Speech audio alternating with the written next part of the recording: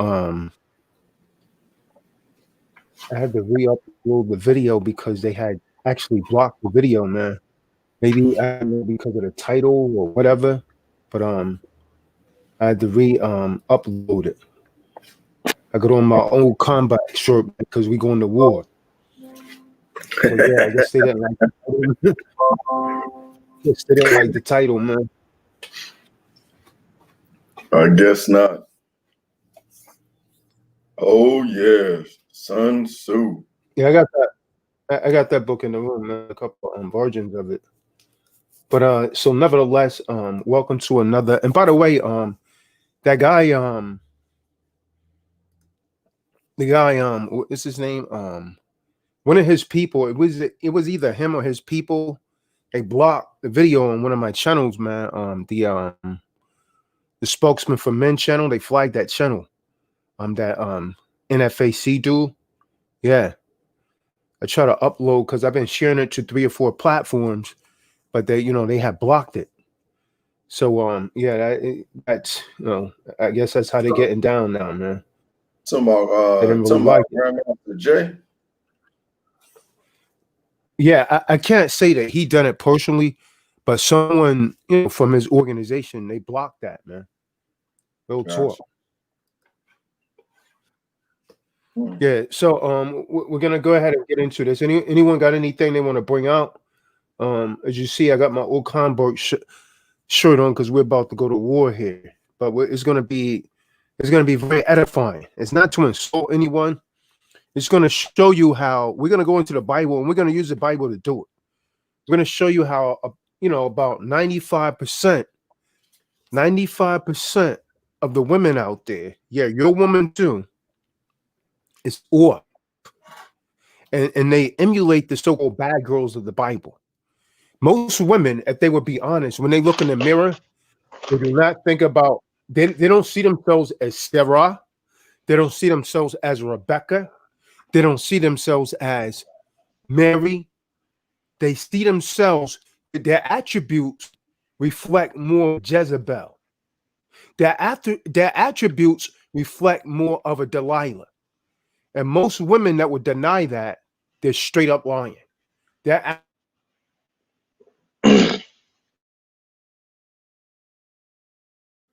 Hey Jeff, is this connection slowed down or is that me? Yeah, he froze up on me.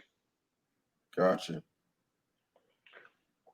But before he jumps back in, I'll piggyback off that real quick. And it's just not you so-called thoughts either. You liberal females, where a corporation is your daddy and you got a couple degrees.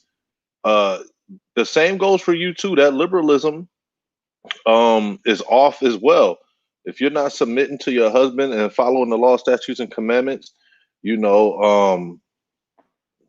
just as off. So don't think just because, oh, I got a job or I'm not out here with 3 kids and 2 different baby dads that you on the straight and narrow either.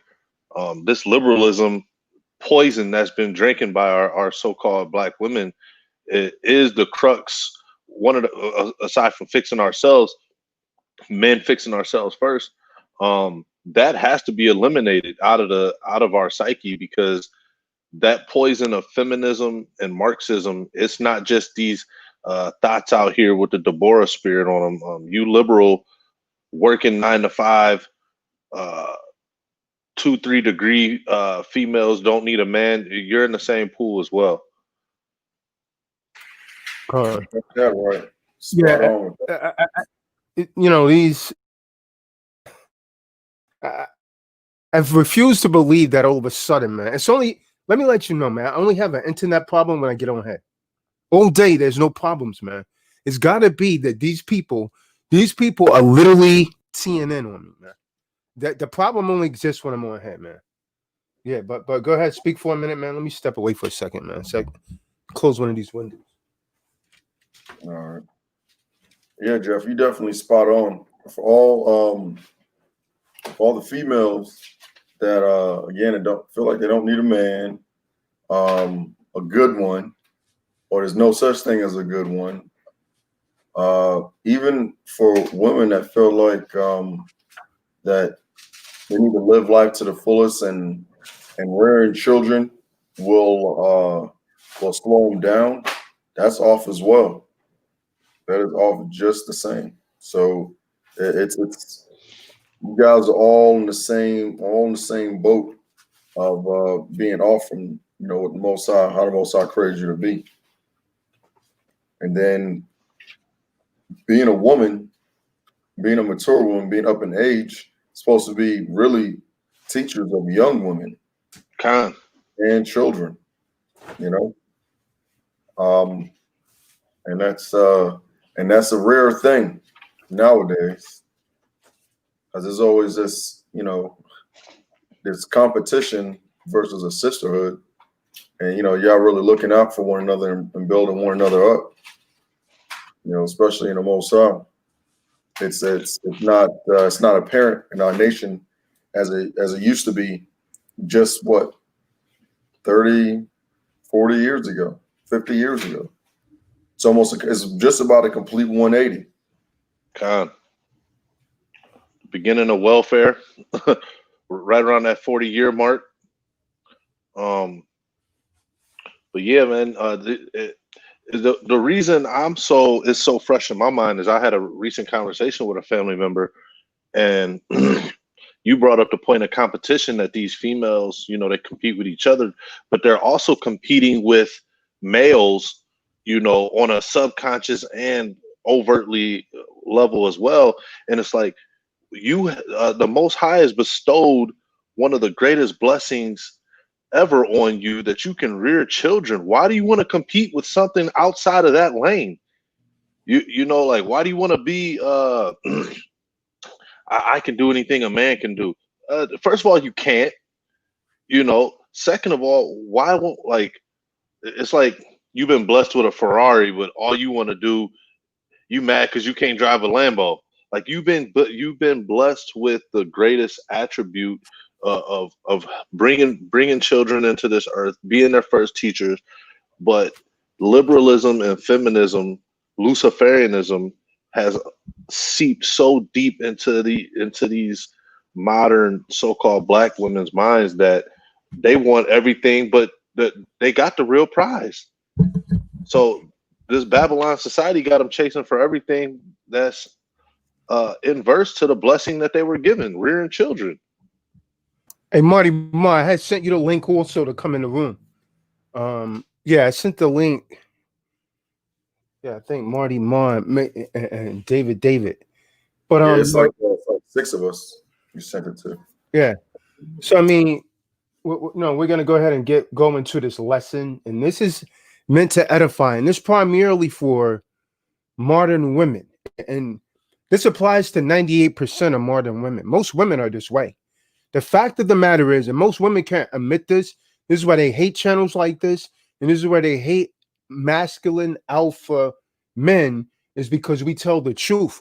But the fact of the matter is that when 98% of women look in the mirror of truth, their attributes does not coincide with a Sarah, a Mary, a Rebecca. It coincides with a Jezebel. That they have the attributes of an Eve. The first woman, Eve, was given everything that she wanted, man, and she still went off. That's why there's so many messages in the Bible today about women, and a lot of simp men don't get that. All of the simp men that do not take heed to that, you always end up a victim again and again. You always end up a victim. You always end up a victim. You don't want to hear the truth, but you need to hear it. And so you always end up that victim, and you always end up either getting divorce rate, you get the cops call on you. All of that's part of the divorce rate. You can't see your children. You get put in a really bad predicament. And all that's the repercussion of getting married in this gynocentric society. And so when we come on and we speak this truth, lots of people are offended, but this needs to be told, man. It has to be told. And until more women embrace this truth and look at themselves for what they really are, feminazis. Most women, I'm talking to most women right now. You're feminazi. Most women are feminists. Most women like the good brother Jeff would say, they want to not just be like a man, they want to dominate the man and the world. And a lot of weak, effeminate, marginalized, weak, spineless men, they cater to that. They cater to that because they have actually become simps. And they often cater because they're, lots of times they're actually reared by these women that causes this problem. And so when we start talking like this, oh yeah, yeah, toxic masculine. No, this is the truth, man. This is the truth hour. We're not doing anything but speaking the truth. And most people do not want to hear this truth. But John 8:32 says you should know the truth, Danny, and the truth will make you free. But first, it usually makes you mad. Most people don't want to hear this, right? This course should be flooded right now, man. Before the stream started, you got a thumbs down, not even knowing what the merit of the conversation would be. So what we're gonna do, we're gonna go into the Bible. Zadok was supposed to be in here also, man. We're gonna go into the Bible and we're gonna use the Bible to explain what's going on in this world today and why your relationship with the woman that you love, because it's mostly you men, that get head over heels, and in most instances, the man falls in love before the woman. A simp man, a simp man will start telling the woman how he felt, and he starts talking about a relationship and all of that, and that kind of turns her off. An alpha is working; he's on his purpose, right? He's focused on his purpose. He's not going to beg her to be in no relationship. He's not concerned about that. He's worried about his mission. What he has to accomplish in life, what the Most High put him here for. He's concentrated. He got to stay on his center. But too many of you, too many men, you're catering to Eve. And Eve, I want you to think about this, sisters. It's showing you that the nature of the woman cannot be trusted. I don't give a damn if they take this as an insult, but it's who you really are, sis, from the beginning. We all should learn from that example of the first woman. The first woman didn't have any shortcomings. She can't blame it on that she was molested. She can't blame it on that she had a personality disorder, because the Most High made her perfect and gave her the power of will. She can't even blame it on Satan. And if you listen, Jeff, if you listen to a lot of women talk today, they love to blame Satan for the bad decisions that they make. No, you have the power of choice, man. You can't blame Satan. You have the power of choice. The Most High gave us the power of free will. You understand? You have the power to be able to discern right from wrong. And you know why a lot of your women commit adultery today, man? A lot of these women commit adultery today because just like Eve, when the damn man, the snake, because Satan is a man. You understand? When he came in the spirit of Satan, of the snake, and he started talking to that woman, she shouldn't have said nothing to her. This is why a lot of your damn women cheat now, man, because when a man comes to talk to her, what does she do? She she's smiling. Yeah, I mean, he's laughing. She's not supposed to be. This is why the scripture saying, Sirach 9 verse 9, set not at all with another man's wife. But what she do? She sit there and listen. What the hell you doing to listen to the other man? Then she get upset. This is how you know your woman is off. She'll get upset when her husband checks her, man. When he checks her, she gets upset. And so he don't want to argue. He let it go. No, man, you got to get rid of that kind of woman, man. You got to get rid of that kind of woman. So if Eve, if she had done the right thing when another man, Satan, he was an angel, but he was masculine. You understand? When he came to try and whisper in her ear, she should have went to her husband, as we're going to go through the scriptures, and we're going to bring it out. Most of you women won't do that.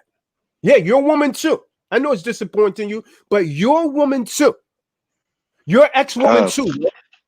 You're ex-woman too. Well, you better listen up, man. Oh, you better listen up, Danny. You better listen up, Danny. So I mean, and most of these, and we're gonna leave this. We're gonna use the scriptures. Go ahead, King. Yeah, I was just say most of these Eves know too that competitive spirit we were speaking about. You know, they most women know. I'm not saying every a man should have more than one woman. You know, but you know, a lot of these females, that competitive spirit of, oh, you can do it, I can do it. I'm not saying anyone should do it. I'm just saying, like we've spoke before, there's nothing that says you can't. But that competitive spirit that's on Eve, she'll think that, you know, you talking to somebody, oh, that gives me the right to do it. In a competition standpoint, you could be having a conversation about something totally off business related, for example. But that competitive spirit in Eve, man, she think anything a man can do, she can do. And I'm not even saying a man should have more than one woman. I'm just saying it doesn't say you can't. Come. So that competitive spirit on them has gotten their mind where open relationships, you know, that's the going thing. So it's some wickedness. I'm ready to get the lesson, man, because this is a hot topic. An open relationship in the Bible is known as whoredom. That's what that is. It's a whoredom. Hey, Will, can you come in the room since Marty or Zadok and none of them came in the room, man? In case we need another reader, man. You're a strong reader, man. Let me send Will the link. Don't need anyone else trying to come in because I'm not letting nobody in, but Will. So the link's going to be in the room in a second, Will. So all of you women and all you sent men under the sounds of my voice and our voice, hear the word of the Most High that's going to go forth tonight. Now I want you to think, right? The Most High gave Adam and Eve. I'm gonna show you, man. It don't matter, and you men, you need to you need to learn from this, man. You simps, you need to learn from this because the Most High, He gave Adam and Eve everything that they need. So the woman, she had everything that she needed in that garden. She had everything she needed. She wanted more. And this is the desire of the woman will destroy you like it destroyed Eve. She wanted more. What did she want? She wanted to be like the Most High. That's how the tempter was able to tempt her. And your woman's like that too, man. This is why the scriptures say keep a sure watch over a shameless daughter. If you don't keep your woman in the scriptures, your woman will stray off and go and commit adultery on you. I don't give a damn how she is. I don't give a damn. She's a so-called church girl and she was raised so-called righteous. A man could play on her emotions and she would go out and commit adultery on you, man. Because I'm telling you, man, you better listen to me. You better hear my voice, brothers. Most women, when they look in the mirror, if they would be honest with themselves, their attributes reflect Jezebel. Their attributes reflect Delilah and the bad women of the Bible, the wicked women of the Bible. It does not reflect a Sarah. She's not meek, modest. She doesn't call her husband Elohim. The scriptures tells us, man, in Ephesians, that she's supposed to honor her man like she does the Most High. How many of your wives do that? Now go ahead and fix your mouth and say you're lying, man. Now I know you're not but a damn simp, weak male, man. That's about to be broken down, man. So we're gonna go into it, man. And Danny, you need to listen up, Danny. You need to listen up. Don't go for none of that damn garbage that these Eves be telling you, man. Now, let's start with the book of Genesis, Yashabin 2 and 15. So it's high noon in the garden, right? Just like a showdown at the OK Corral with Doc Holliday and all of them. So you got Adam, and he got what? He got a woman whose heart is. I'm hit you with something, man. Eve was not a good woman. She let temptation overcome her. Eve was an example of what not to be. Because of her, we all die. You understand that?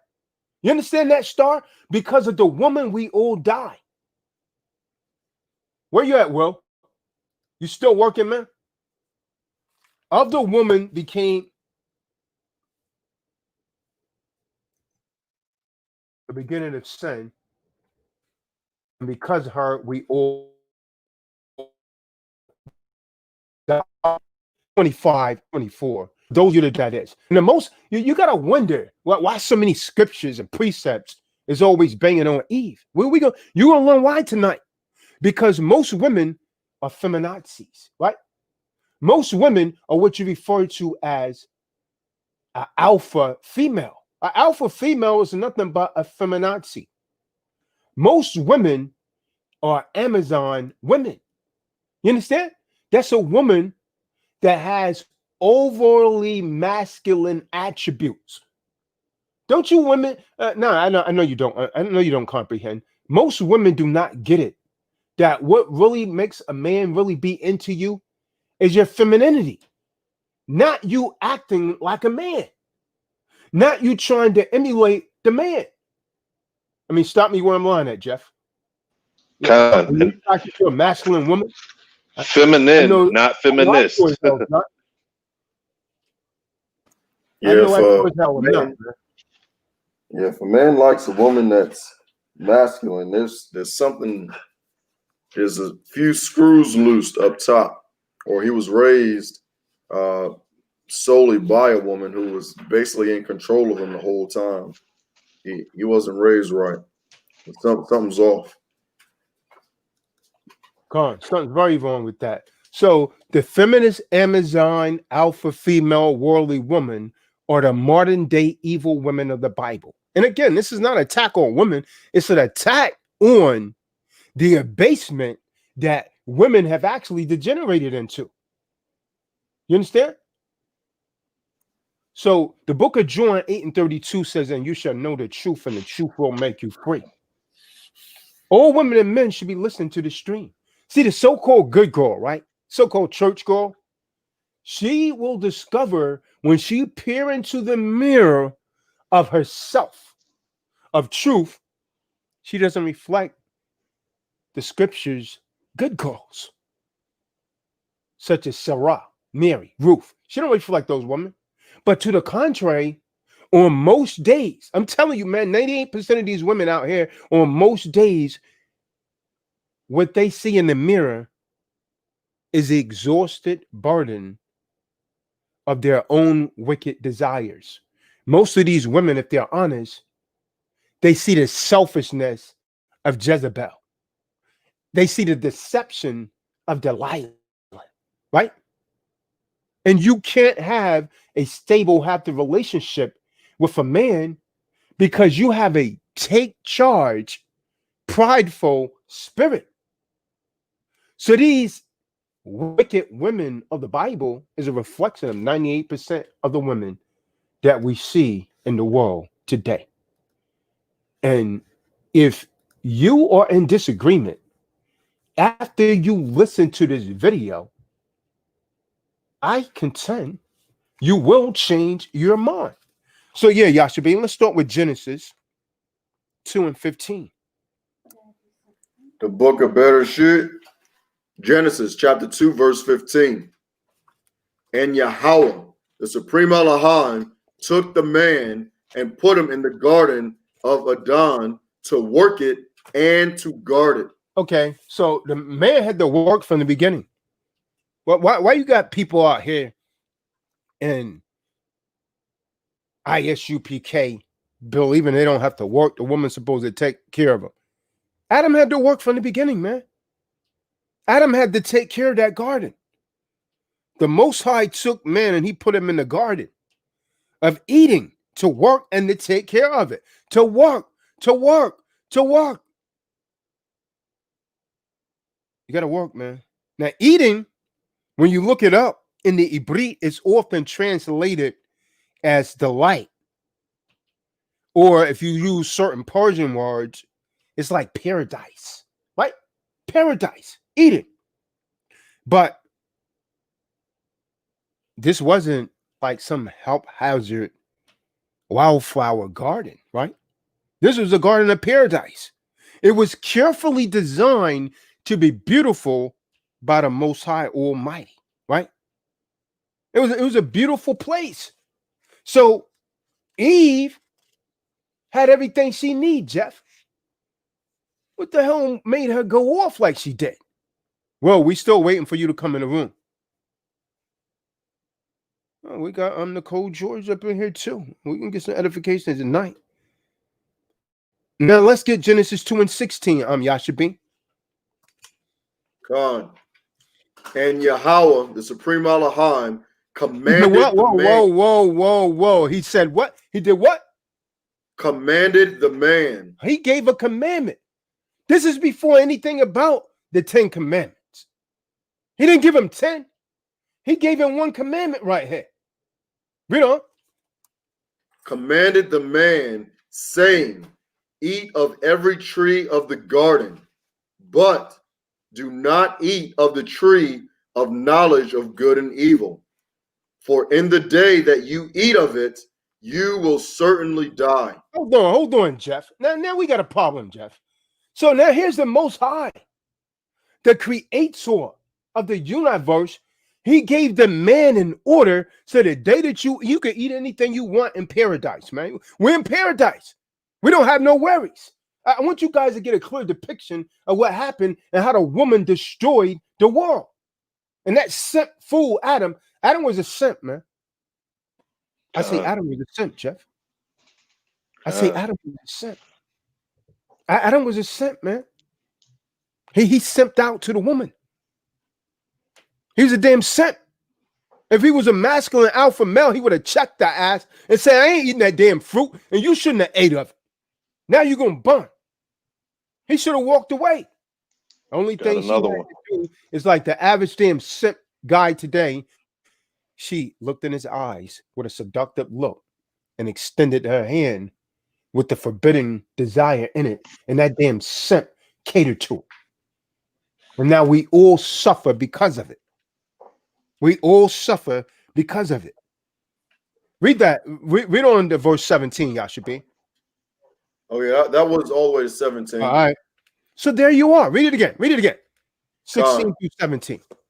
And Yahweh, the supreme Elohim. Hold on. We got Will in here, man. Give me your damn watch, Will. Late ass nigga can't tell no time. Shalom. I got my basura on me. I'm almost home. Oh, you driving? My bad. Right, and Yahweh, the supreme Elohim, commanded the man, saying, eat of every tree of the garden, but do not eat of the tree of the knowledge of good and evil. For in the day that you eat of it, you will certainly die. You hear that? You hear that, Danny? So there you are, Danny. A simple commandment. Not 10 of them, like Moses brought later. Just one. Thou shalt not. Real simple. Most High tell you to do something, man. He done created you in perfection. He put you in paradise. He tell you one thing, thou shalt not. And what do? You go against the Most High, man. You go against the Most High. Knowledge is good, right? But it was intimate knowing of evil that was dangerous. See, that's what Eve wanted. She wanted the knowledge of good and evil. See, we didn't know anything about evil at this time. The only thing we knew was good. We was in paradise, man. We was in paradise. And like any good parent, our Heavenly Father, Yahweh, he built a hedge around his children in order to protect. Now, first, he built it around his child, Adam, his son, Adam.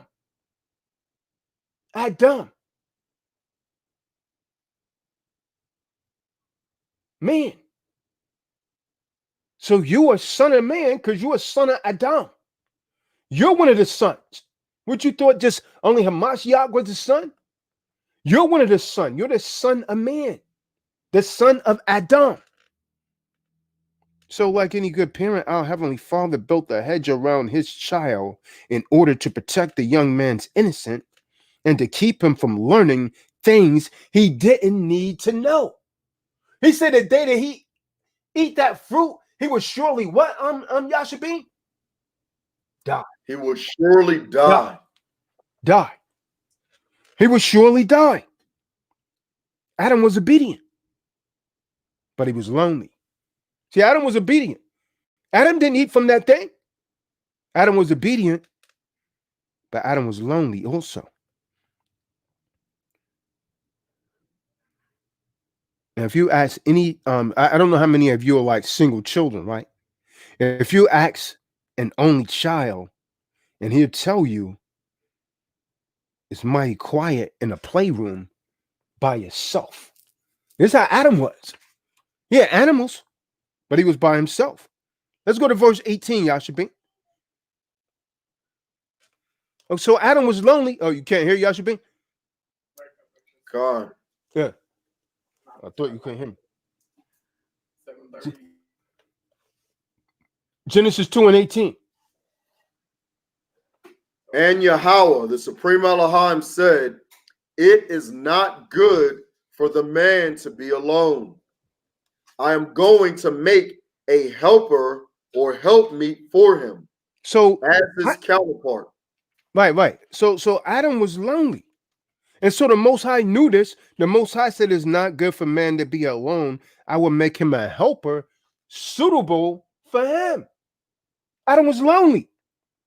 So to keep Adam's mind off of the forbidden tree, what did the Most High do? To help with the gardening. She was supposed to be helping him with the gardening, man. She was a help meet for him. No, not to control the man. Not to be, no, you got it all wrong, Eve. Not to be equal to the man. A help meet for him.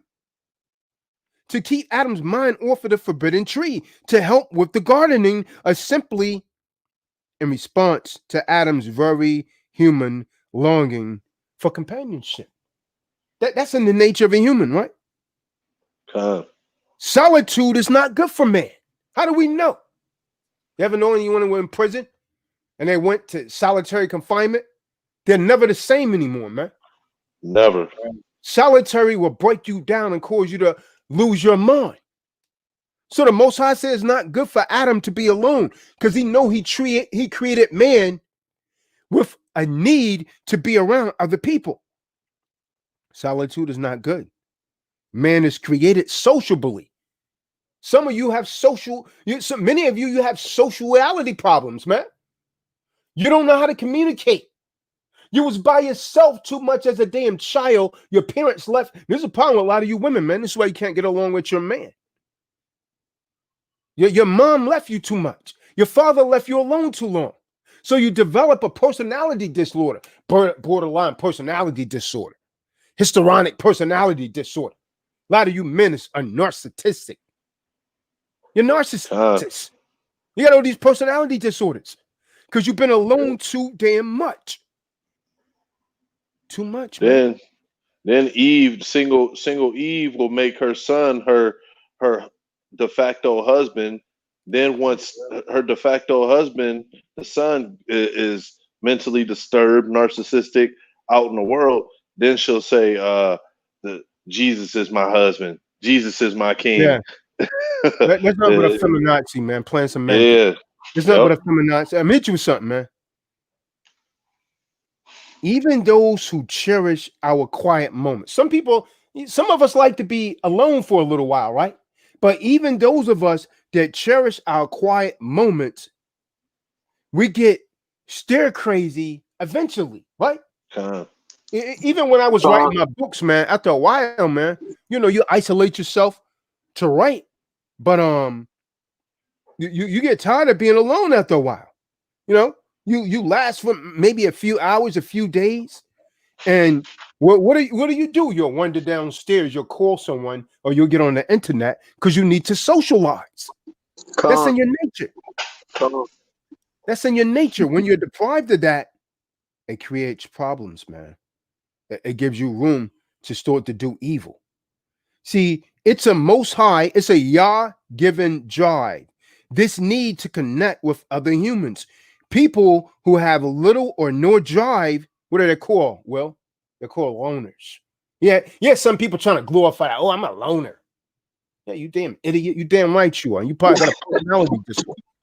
You got a social, you got a social, distancing problem. Way before Corona. Social distance your damn self. Before the coronavirus ever came out, you practicing social distance. But you wasn't 6 feet. Man, you was hundreds of yards away. You don't know how to engage in conversations. Therefore, you're like a pit bull that someone puts on a damn chain and he's isolated. just want to fight and kill everything because he's not sociable. He's not sociable.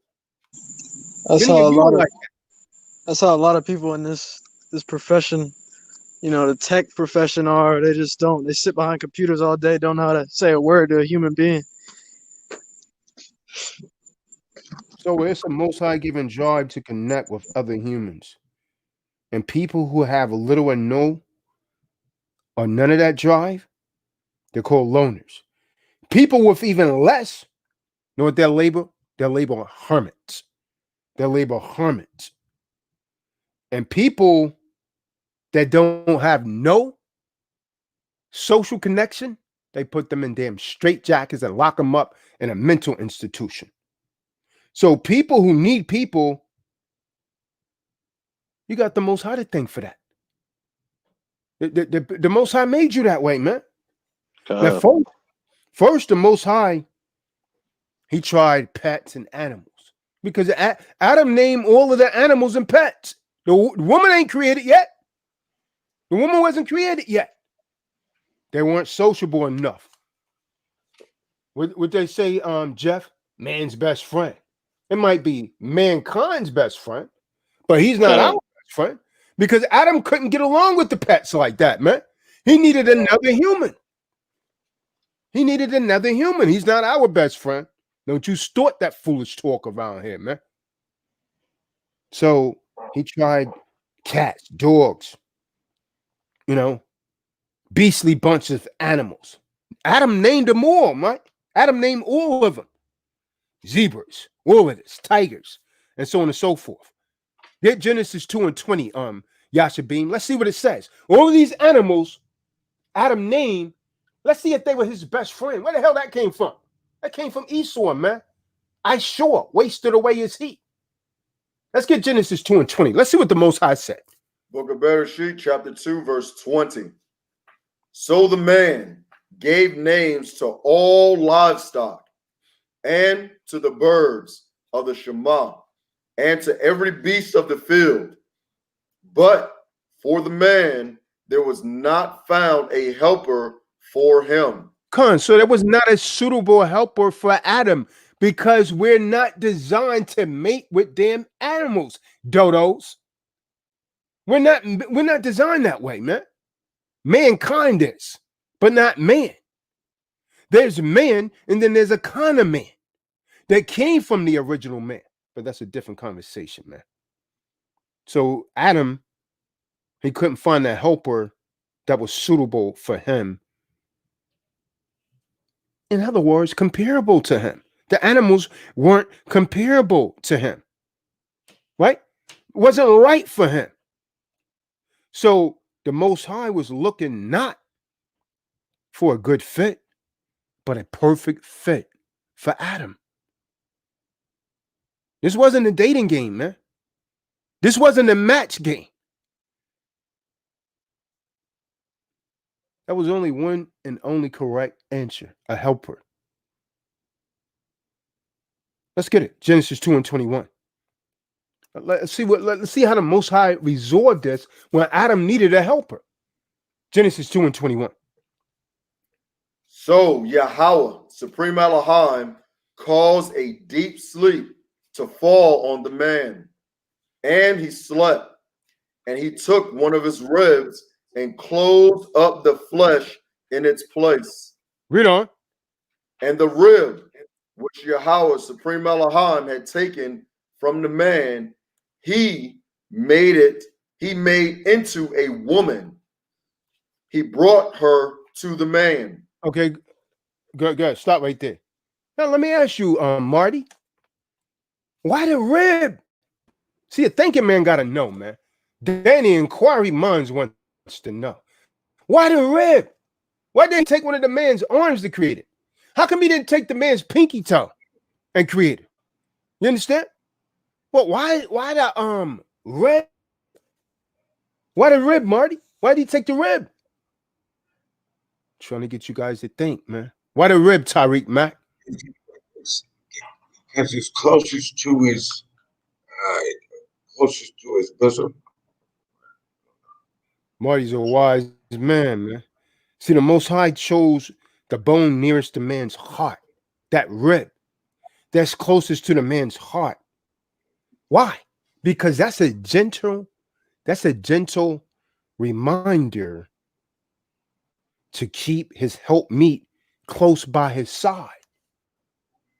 You don't keep your woman close by your side, man, and under your covering, that woman's going to go out and sin. We're learning right here. It's in her nature, man. It's in her nature. This is what Eve did. Where you been? Where the hell you been, Eve? Where you get that damn fruit from? Here, take it. He went into simp mode. He should have knocked the damn thing out of her hands and said, get the hell out of here, man. Most I create me another one. He went into simp mode just like most of you. Okay, baby. Eve, she probably had a bad body. Come on, man. You the Most High made her perfect, man. Eve wasn't overweight, man. Eve wasn't no plus size, man. Eve was banging, man. The Most High made her perfect for Adam, man. A perfect mate for him. Everything that the man desired, he had it right there in Eve. Eve was banging, man. Eve was banging. Hourglass shape. And on top of that, she ain't have no damn competition. Damn woman, the woman had everything you want, man. Can't you damn men see that the women are never satisfied? Now I need you to really get the message that I'm trying to give you, man. If that woman, why the hell you think Jada Pinkett went off like she did? Jada Pinkett had everything she wanted. It was still never good enough. Because she had the spirit of Eve on her, man.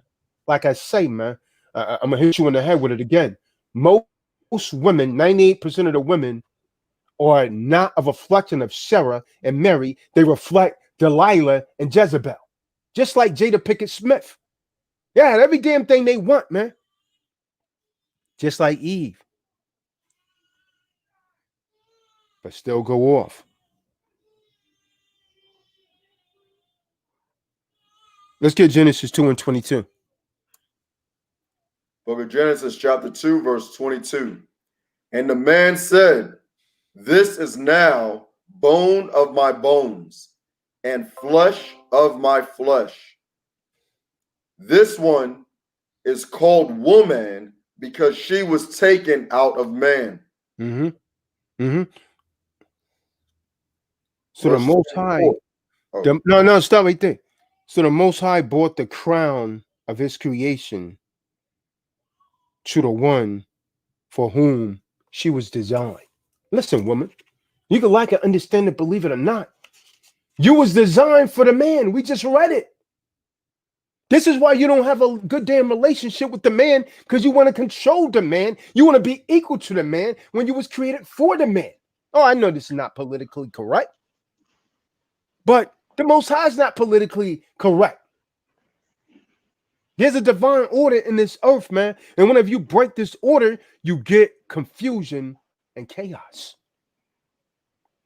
You get confusion and chaos. God. Now, Eve, I'm into something, man. Eve was the premier edition and the only woman around Adam. So she didn't have to, I want you men to think, man. I'm trying to get you simps to think. She didn't have to worry about competition from supermodels. She didn't have to worry about competition from centerfolds or the women sitting next to her in church 4 sizes smaller than her because she been eating too much damn Intimates, damn chocolate cake, and crispy crack donuts. She didn't have to worry about any of that. The first female was the very definition of womanly beauty. She didn't have to worry about any of that, man. No one was taller. No one was thinner. No one was younger. No one was prettier because she was the first, man. She was the first. The background noise, man. Mute that, man. She was the first, man. Now, I know what you're thinking, Will. Young man like you, I know what you're thinking. I know what the woman is thinking. I know what you're thinking, Nicole George. Damn, why did Eve blow this? There are a lot of women thinking, why did she blow this? Same damn reason you would blow it. You'll lie to your men until you won't. You're thinking, why did she blow this? How can a woman with all this going for her ruin her life completely? That's what I need you simp men to think about. I need you to hear me, man. How can a woman that have everything going for her ruin it? That's the same damn thing she do to you, man. And you end up divorced rate. Now, when we give you messages like that, you overlook it and think it's a game. Then you end up divorced rate.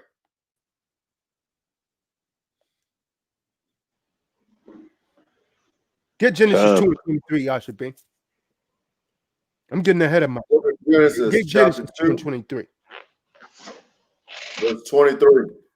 And the man said, this is now bone of my bones and flesh of my flesh. Whoa, I need you to think of that, because nobody really mused over this. Bone up, my bone. Look, woman, you come from me. Flesh of my flesh. That's possessive, man. Read on. This one is called woman because she was taken out of man. Okay, so what is a man supposed to do? Read on. For this cause, a man will leave his father and mother. Whoa. So how the hell we got men, Israelite men that got 3 wives, and you in the damn projects living in your damn mom's back room? Shame on you, Negro. Shame on you.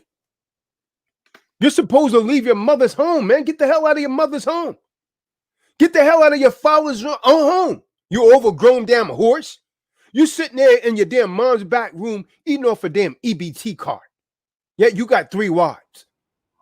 You know who you are, man. You guys in these camps out here. Go ahead, King. For this cause, a man will leave his father and mother and cleave to his wife, and they will become one flesh. It's something I want. Now, I'm going to tell you why you don't need to go into a damn court and get married. Because what did he say? Become his wife. So what did we learn from this, General Yashabin? Marriage was instituted on the spot. You did not have to go to a damn civil court to get a civil permission to get married. Marriage was instituted on the spot and ordained by the Most High, not by some damn preacher. Not as a civil contract, but as a divine institution. Understand that, Mike? Mikael? Let's go to verse 25, Yashabin. Verse 25. And they were both naked, the man and his wife, yet they were not ashamed. Okay, stop. That's important. That's important. I know you never heard it like this, but that's important. Why were they not ashamed? They didn't have that knowledge of good and evil yet. Most High said the moment that you eat of that, watch what Satan's going to say, you're going to have the knowledge of good and evil. They didn't know evil. They didn't know anything about evil in the world right now, man. It was all good. You walk down the street, you see one of your peeps. You say, what's up, man? He said, yo, man, everything all good. That's how it was for Adam and Eve, man. But Eve right now, she's a good girl about to go bad. And a good girl go bad, you got a hell on your hands. You got hell in high water, and you are going to drown, you damn simp, cuck, beta male. Dick. They felt no shame. Now, this is the before scene. They didn't feel any shame. I hope you're listening, Joshua, Stanley. This is the before scene. They didn't feel any shame before the fall. They felt no shame when they was naked. Why? They didn't have a knowledge of evil, man. See, that's how they died, man. And so they were the primary 2 people around right here, man. And they were married. So when they rejoined their bones and flesh in sexual union, it was wholesome, right? And natural, utterly enjoyable, without any kind of embarrassment. They didn't know no evil, man. No shame or hiding anything from each other. Ain't no damn who you texting. Why you got a damn block on your cell phone? It was none of that, man. It was purity. She going in the damn room. She going to the damn bathroom. You hear damn phone. Ding, ding. That's some no good woman trying to set her up. Another man texting her. Adam didn't have to go through that. It was all honesty. It was all honesty, man. They're in paradise, man. Utterly enjoyable without embarrassment, without shame, or hiding anything from each other. But Jeff, paradise is about to be lost. Let's go to Genesis 3, verse 1, General Yashubin. Paradise is about to be lost. And who's going to cause it? The damn woman. That same Eve where you say, I'll tell it out. Well, you on the woman again, you damn right. We on her again. Because from the beginning, sin came into the world through Eve. And that might be short for evil. Evie. Evil. Eve. The book of better shit. Genesis chapter 3, verse 1. And the serpent was craftier than any And the beast. what? And the nakash.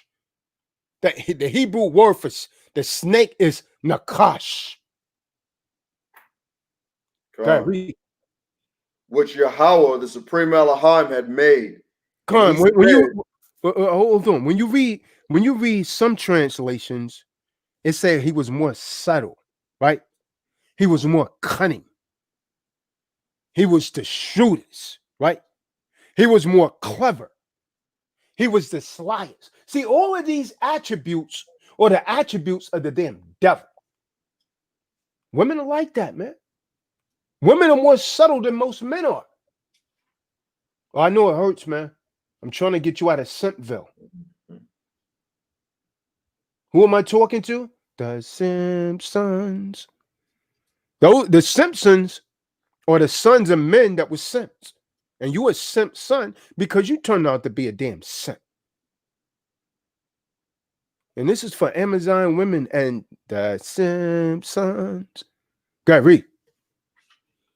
I said, damn, I hate that damn Tyler Doc, man.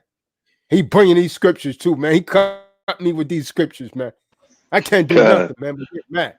Damn, he cutting us with these scriptures tonight. That's what Eve's saying, man. Damn, that nigga was right, too. Let me find something. I got to get him on something, man. Eve sitting there mad, man. She black. And you know if a black woman turns red, if she's dark-skinned, she dark like Wesley Snipes and she turning red. Her lips. The only way you can see the blood is through her cherry red lips. She's so damn red right now. Like she got on damn red lipstick. And the serpent was craftier than any beast of the field, which Yahweh, the supreme Elohim, had made. And he said to the woman, is it true? Let's stop right there. We're talking about the prince of darkness. So the prince of darkness is a gentleman. How do we know? He used the word prince. It's a man. So the spirit of the snake was a he. This is a fact. It was a he, not an it. It was a he, and definitely not a she. What did he say to the woman? Genesis 3:1. Read. Is it true that the supreme Elohim has said, do not eat of every tree of the garden? So he said, did the Most High really say you must not eat from any tree in the garden? So we got to stop right here for a second. Let's get some understanding. Why Will? Why Marty? Why Eve and not Adam? This is what we got to think. See, a spiritual man will ask these kind of questions because he that is asking is asked the king. Why did the devil go to Eve and not Adam? Because the man is made in the image of the Most High. Was Eve in the wrong place at the wrong time? Or did the serpent go looking for her? And why? Right? Sort her out quickly. He realize that if none of the other animals talk, this thing that's characterized as a serpent This one shouldn't have talked either. That should have told her, hey, man, something's wrong about this damn thing speaking. None of the other animals out here talking. There ain't no damn cartoon show. The hell the damn Nakash doing talking? See, what we have right here is the gullible gal, as they say down south. Not girl, but a gal. How they say it in the South in Texas. That's a gullible gal. What we have here is a gullible gal and a sly serpent, a sly snake. See, when the devil comes as a tempting, he seldom goes for group conversions. He'll isolate you. This is what I try and tell this guy on the call the other day, man. What's his name? Issa. I tell him, listen, man, you don't want to be an individual like. You gotta congregate. Because that's when the serpent, that's when Satan attack you when you're isolated. Satan rarely goes for people in groups. He'll catch you by yourself, man, because that's when you're most vulnerable. Because you don't have nobody to tell you when you're going off. But you're too proud. I mean, you can't tell me nothing, man. So-and-so. I'm so-and-so. I'm the this. I'm the that. Keep going. That's how the devil gets you, man. He waits until we're alone. Then he spins his web of deceit. Am I lying, Marty? He waits until we're alone. That's what's up. Web of deceit.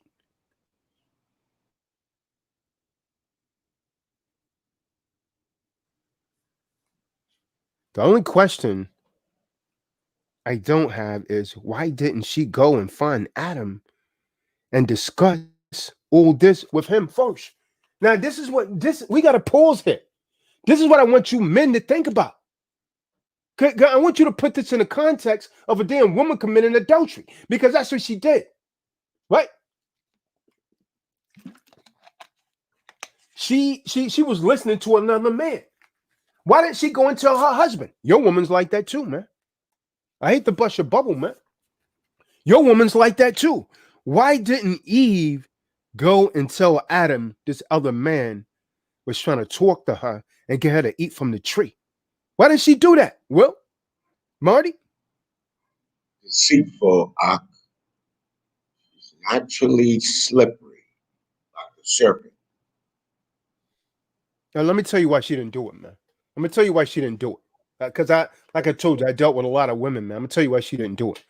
Because women know the reason she didn't go to Adam first. Come on, get a grip, Simps. She knew he'd tell her, stay the hell away from him. She knew that he'd talk her out of it. See, a married woman also knows better than to go and ask her husband a question like, hey, honey, shall I buy this outrageously expensive Louis Vuitton purse? Unless he's a damn simp. Why? Why won't she do that? Because she could bank on a negative response, man. See, it's the same reason women order stuff online and don't tell you damn simp beta males anything about it. Then she hope that the damn UPS or FedEx truck come when you're not there. They won't tell you a damn thing about it. This is how Eve moved, man. She still got that deceptive spirit on her, man. Hey, man, you men better wake up and listen to what I'm saying, man. I'm trying to teach you something here, man. I'm trying to teach you something, man. She will order something when you're not there, man. And hope the damn truck. She'll try and get him to deliver it when you at work. Won't tell you a damn thing about it, man. Stop me where I'm lying at, Tyreek. You've been there before, man. Spot on. Then you be mad as hell, man. The women are saying, damn, Tyler, dog, you messing up my damn game. You turning these damn simps into real men tonight. Trying, man. Trying to, man. She'll try to make sure the damn UPS truck pulls up on a safe day. Yep. So besides that, we don't really know where Adam is at this point. When people read the Bible, they say, oh, Adam was with her. I don't think so. Homie, don't play that. See, we don't know where Adam was at this point. We left him back at the close of the chapter in chapter 2. Naked and not ashamed. That's the last time Adam is mentioned here. So maybe Adam might have been taking a shower. I don't know, under the damn waterfall. In any case, the serpent was begging the woman to eat. And so she will be called Eve by the time that this chapter ends. Right? Con. And she doesn't just make, Eve doesn't just make one blooper. I want to show you how this woman messed up again and again, because I know most of you have not considered the story like this, right? She didn't just make one blooper. She kept sinning and sinning, man. She kept sinning and sinning.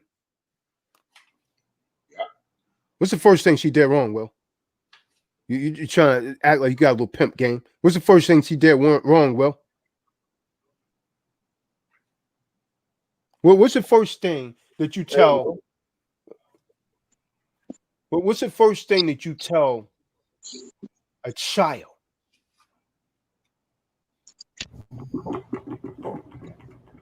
Don't talk to strangers, man. Don't talk to strangers. Con, I was That's the first damn thing that Eve done wrong. She talked to a stranger. What the hell your wife doing talking to a strange man in the first place? That's how I know most of you are simps, man. And you ain't check her ass on it. I would have left her standing right there, man.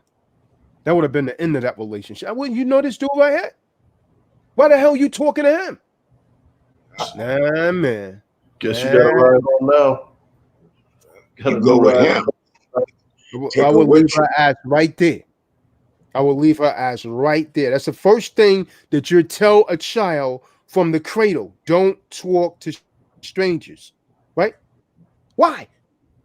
Make things even worse. Satan is called the father of lies. And he's not called the father of lies for nothing. He opened his cozy chat with the woman. And what did he do? He used a deliberate lie. Satan used a deliberate lie on the damn woman. It's showing you how damn, I tell you, the damn woman goes off her emotions, man, not logic. How did he use a lie? He misquoted the Most High. He misquoted the Most High. He even put words in the Most High's mouth. Satan has been doing this for millenniums, man. He's been doing this for millenniums, sisters. And he's devilishly good at it. That's how women fell. And so for that reason, when I hear a line of scriptures used to make a point, even by a man that called himself an Israelite Kahan, or a wise speaker, a teacher, a moray, I go back to the Bible and see what the verse actually says in proper context. And that's what you should do. But by twisting the Most High's decree, Satan also tossed out one of the big stumbling blocks he still uses with great success today. It's 10 o'clock. See, when tragedy strikes, right?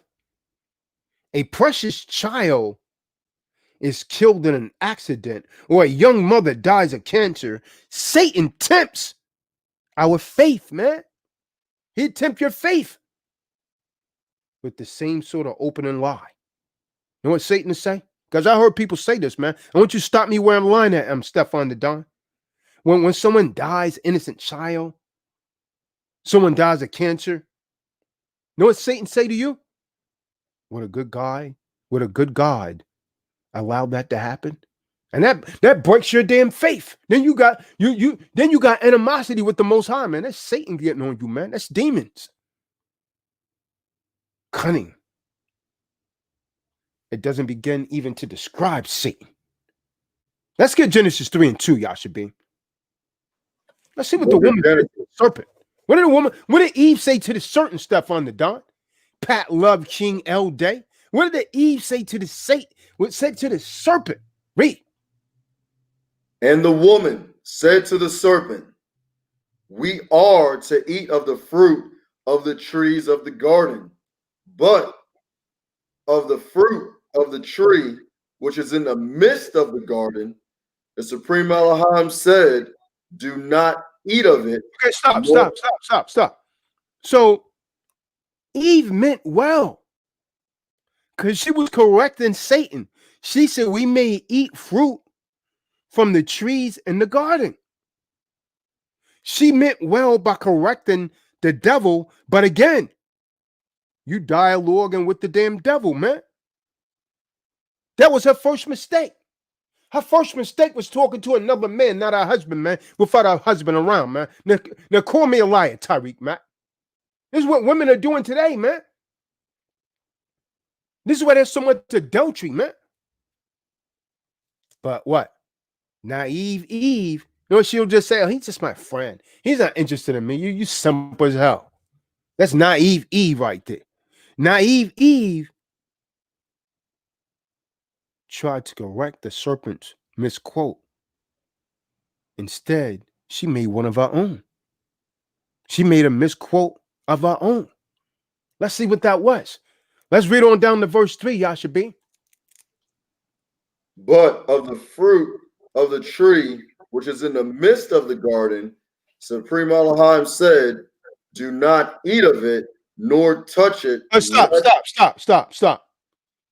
This is where she lied. She lied. The Most High didn't, and most people won't catch this, man, because I study this Bible, hard body. The Most High didn't say do not touch it. Did he say that? Eve lied. The scriptures say do not add on to the words of the Most High and do not take away. Yep. She lied. The only thing the Most High told them was not to eat of it. Am I lying? Am I lying, Jeff? That's right. I mean, you in the garden, you got to touch the fruit to work it. Give me Deuteronomy 4 and 2.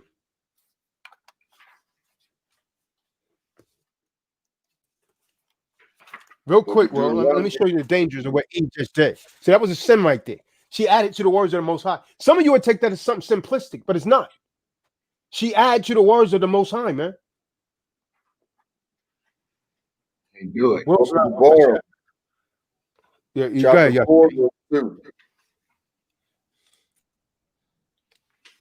Do not add to the word which I commanded you, and do not take away from it, so as to guard the commands of Yahweh, your supreme Elohim, which I'm commanding you. So the Most High said, don't add to his words and don't take away. What did Eve do? She added to the words of the Most High. The Most High did not say, do not touch it.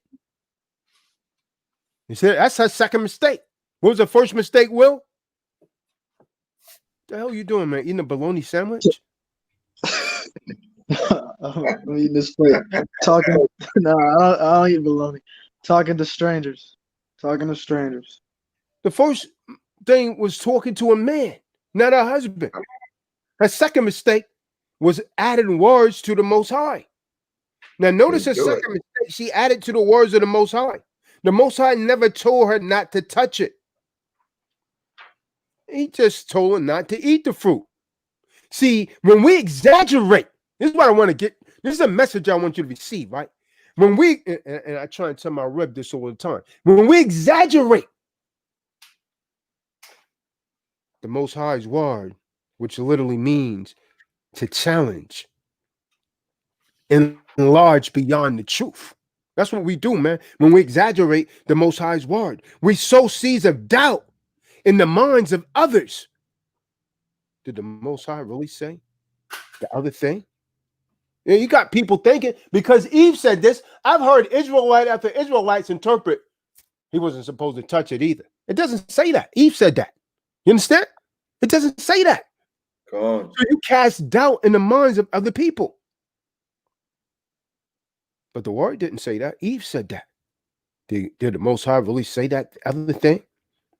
And so in our own minds, you say maybe the Most High's words need help. When you add in things, that's what you're suggesting. See, the crafty devil, the crafty serpent didn't draw attention to her verbal blunder. He let her go with it. See, the woman was already doing such a good damn job of deceiving her damn self. Right? His assistance was hardly needed. Instead, he picked the dire consequences of sin, of death, and turned it upside down. What does Satan say? He said, "Oh, you will not surely die." But let's get it, Yashabin, Genesis 3 and 4. He said, "You will not surely die." Hey, lying. And the serpent said to the woman, "You will certainly not die." So stop. Satan say you will not die. Let me hit you with something, man. When Mashiach Yahweh says, "He who believes in me will live even though he dies. And whoever lives and believes in me will never die." That's powerful right there. Satan didn't promise that to Eve. The only thing he told the dingy woman is you will not surely die. He didn't offer the woman life as a Mashiach does, right? Let alone after death. The serpent offered the woman what? What did he offer, Will? You got your grandma right there, right? She got the good old book. She believed in the good old book. What did Satan offer the woman, Will? The knowledge of good and evil. There you go. He offered her knowledge. He offered her knowledge. Knowledge. She already had the knowledge of good. We just didn't know evil. So he offered her knowledge, which led to what? Led to death. See, that was the Most High's promise. Don't you know what the Most High that's the only limitation that the Most High has. He damn sure can't break his own promise. That's the only limitation the Most High has. He doesn't break his promise. That was the Most High's promise, that the woman's eyes were no longer, this shows us that her eyes is no longer on the Most High, man. They were on herself. That was another grave error. That was error 3. How do we know they was on her? Because she wanted that knowledge. She wanted to be knowledgeable like the Most High. That's what the feminists is doing today. That's what feminazis are doing today. They want to be like the man. I want to be equal to the man. He could do it, I could do it. I want to be a ranger too. I want to be a UFC fighter too. I want to shoot weapons too. If he do it, I could do it. And the Most High gonna judge you behind, man. You want knowledge? It's bringing you death. It's bringing you death, woman. See, the serpent subtly shifted the conversation away from the word of the Most High and towards the desires of man, all the while involving the Most High's name. He said, the Most High said so and so. Now notice the serpent, he left himself out of the discussion entirely. See, in the Garden of Eden, he reminded Eve of 2 appetizing promises. What were they? First, get Genesis 3 and 5, Yashabin. Finish it up. Read on to the first verse. I mean, the 5th verse. And the serpent said to the woman, "You will certainly not die, for the Supreme Elohim knows that in the day that you eat of it, your eyes will be opened." So that's the first promise. That's what he tempted her with. An advertiser. Your eyes will be open. See, and you. Well, hold on. Oh. So you could hear sweet little Eve right now, right? Gee, I didn't know my eyes was closed. She didn't know because she didn't have the knowledge of bad things. So is there more of this lovely world I could see? See, that's the desire of the woman. Oh, baby, I wanted that. So Eve's mind still, am I missing something good? See, it's easy to criticize her, but the fact is her purity and innocence is taken.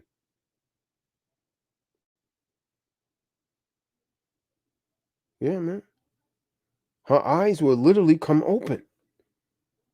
Some of you women, when you was young girls, you remember when your divinity, when your virginity, that was penises and penises and penises ago. When virginity got taken, you knew that you was doing wrong. God. Your eyes came open. You know what you did? You went around a woman that was older than you, and she started talking about sex to you and made you want to try it. That's when you died, man. You died spiritually then, Eve. Because you went around an older woman that was a hoe that had already been having sex, and she was glorifying it, which made you wanted to try it. Then what do?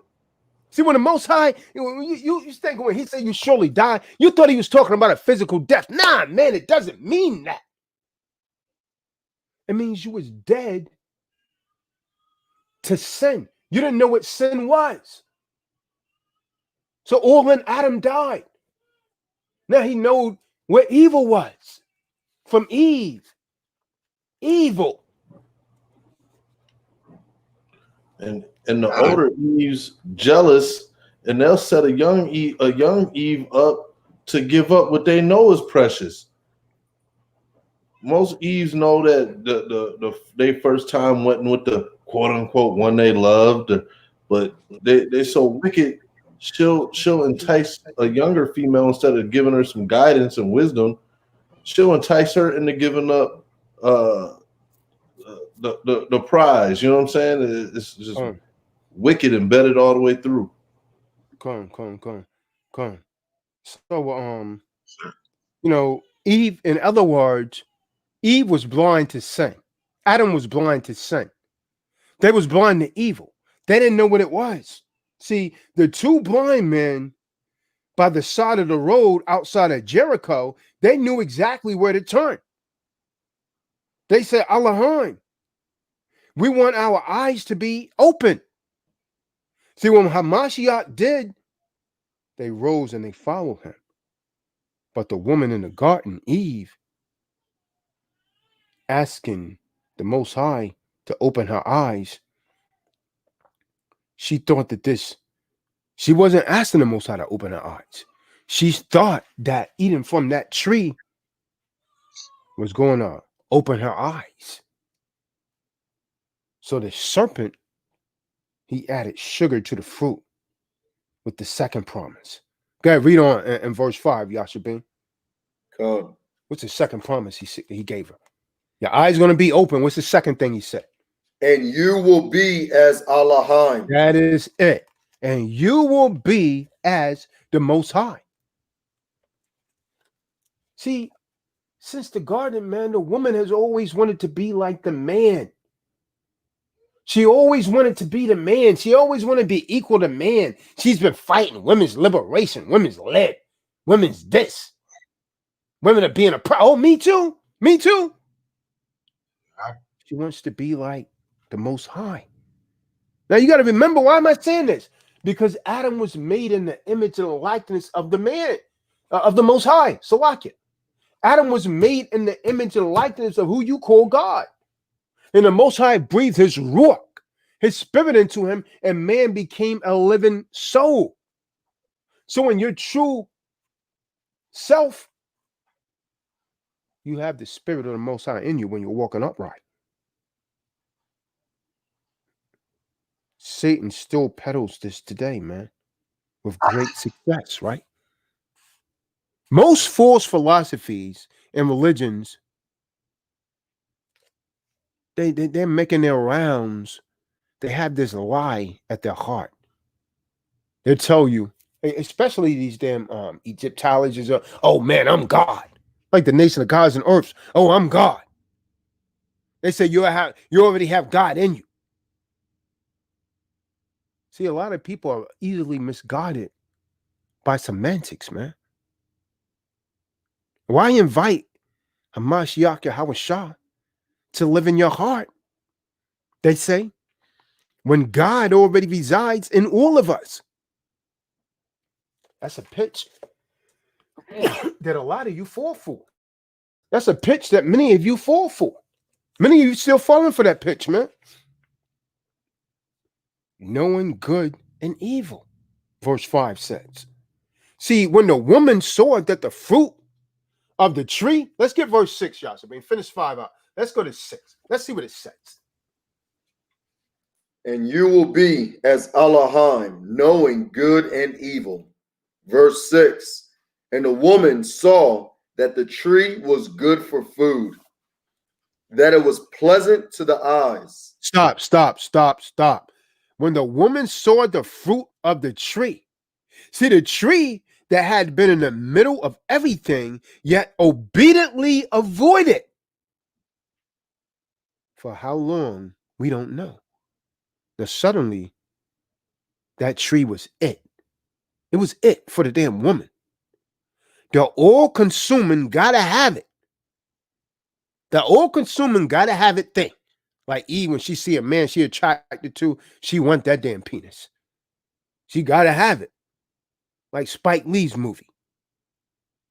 Like a child celebrating reindeers flying the sky, Christmas. Who puts one item on the wish list. They gotta have it. She even stopped looking to the serpent for direction. Now notice the serpent, he never said another word. He didn't have to. The seed of the deception had fallen on fertile ground. Now he stood back and he watched the fruit fall from the tree into the willing woman's hand. And through her, we all die.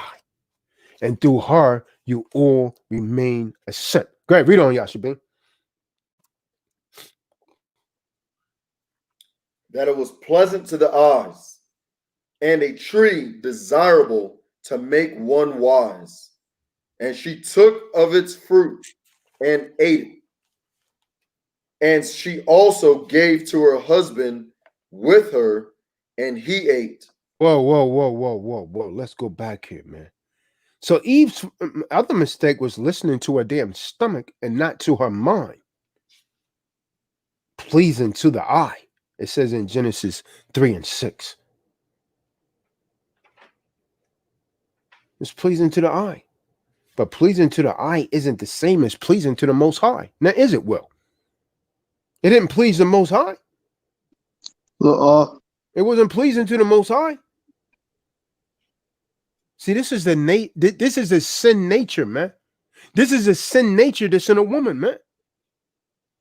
It was born in the garden, beneath the spreading of leaves of an attractive fruit tree, where a woman saw something so pretty, she convinced herself it had no power to wreak destruction into her life.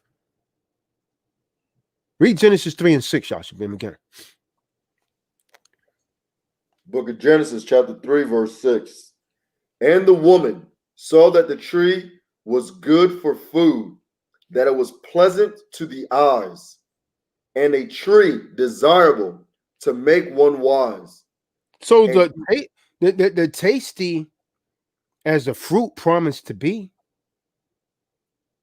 it was a fruit of eating the fruit really destroyed the woman. The wisdom, the knowledge. Her ego longed to be equal with the Most High, to be equal with the man. To have as much understanding and creativity as the Most High. See, this is the desire in woman. She wants to conquer the man. She wants to conquer the Most High. Solomon, he was neat to remind her that the fear of the Most High is the beginning of knowledge. How come Eve didn't understand that thing? The book of Proverbs was eons away. You understand? But our girl Eve, she wanted the shortcut to wisdom. Most of you do, right? Most of you do. You're trying to rationalize and justify your wrongdoings. That's deceptive intelligence. So Eve was soon in rebellion against the Most High. She was in rebellion against the Most High, man. Read that Genesis 3 and 6, man. Finish that out. Book of Genesis, chapter 3, verse 6. And the woman saw that the tree was good for food, that it was pleasant to the eyes, and a tree desirable to make one wise. And she took of its fruit and ate. And she also gave it to her husband with her, and he ate. I mean, ask you women something, man. All you women that committed adultery on your husbands, all you women that you slept with this man and that man and that man, you got all these different DNAs in you, and you wonder why you're so bugged out of your mind, you act so crazy and wild, and some of you get violent and want to fight men because you got another man's spirit in you, just making you wicked like that. Let me ask you something. How often do you reach out for something that you know to be wrong, while your conscience is screaming, don't have sex with that man? You're married, but you still do it. Your conscience is screaming out, no, stop. You know better. But that happened to Eve too, man. And that wicked Eve, she kept moving forward. She could have turned away. She could have turned away, man. Scripture say resist the devil and he'll flee from you. How come Eve didn't resist? Why is she talking to the damn devil? She also had one important piece of wisdom already tucked in the folds of her gray matter. The Most High said, do not eat of that tree. She knew that to be a fact because the Most High told him not to eat from that tree. So why did Eve do it? She knew not to eat from that tree. What she do it? Something you might want to question about women, man. Why did she do it? So you think your woman gonna listen to you? The Most High tell her to do a thing, she still won't obey? That's what they do.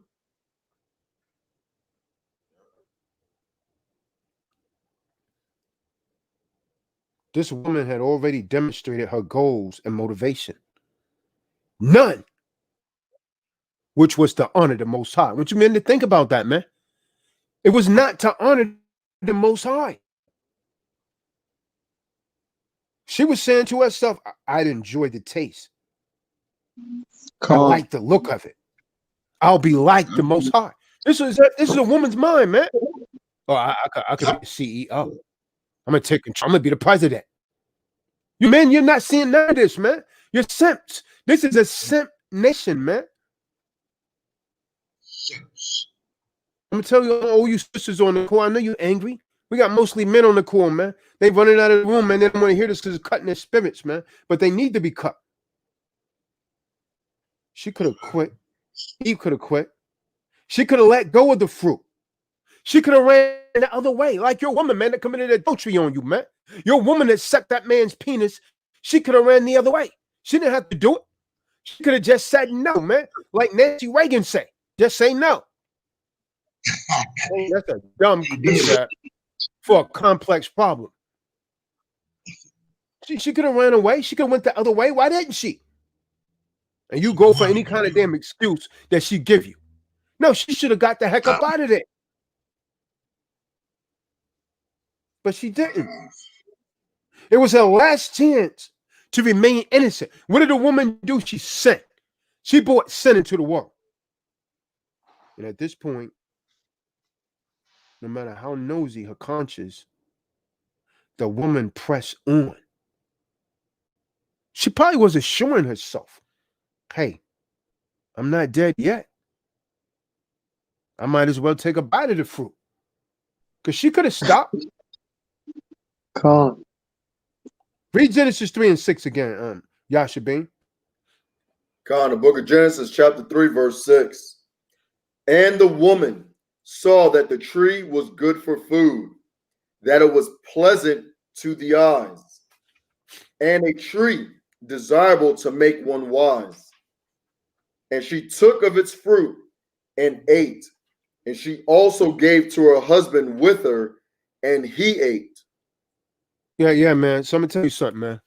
When she goes on to commit adultery, I'm gonna tell you, damn simp man, something, man. I don't give a damn. He wasn't treating you right. Listen, man, you got no one to blame but yourself. Just like Eve. You can't blame it on a dysfunctional childhood, not a husband who led you astray. Eve couldn't do none of this.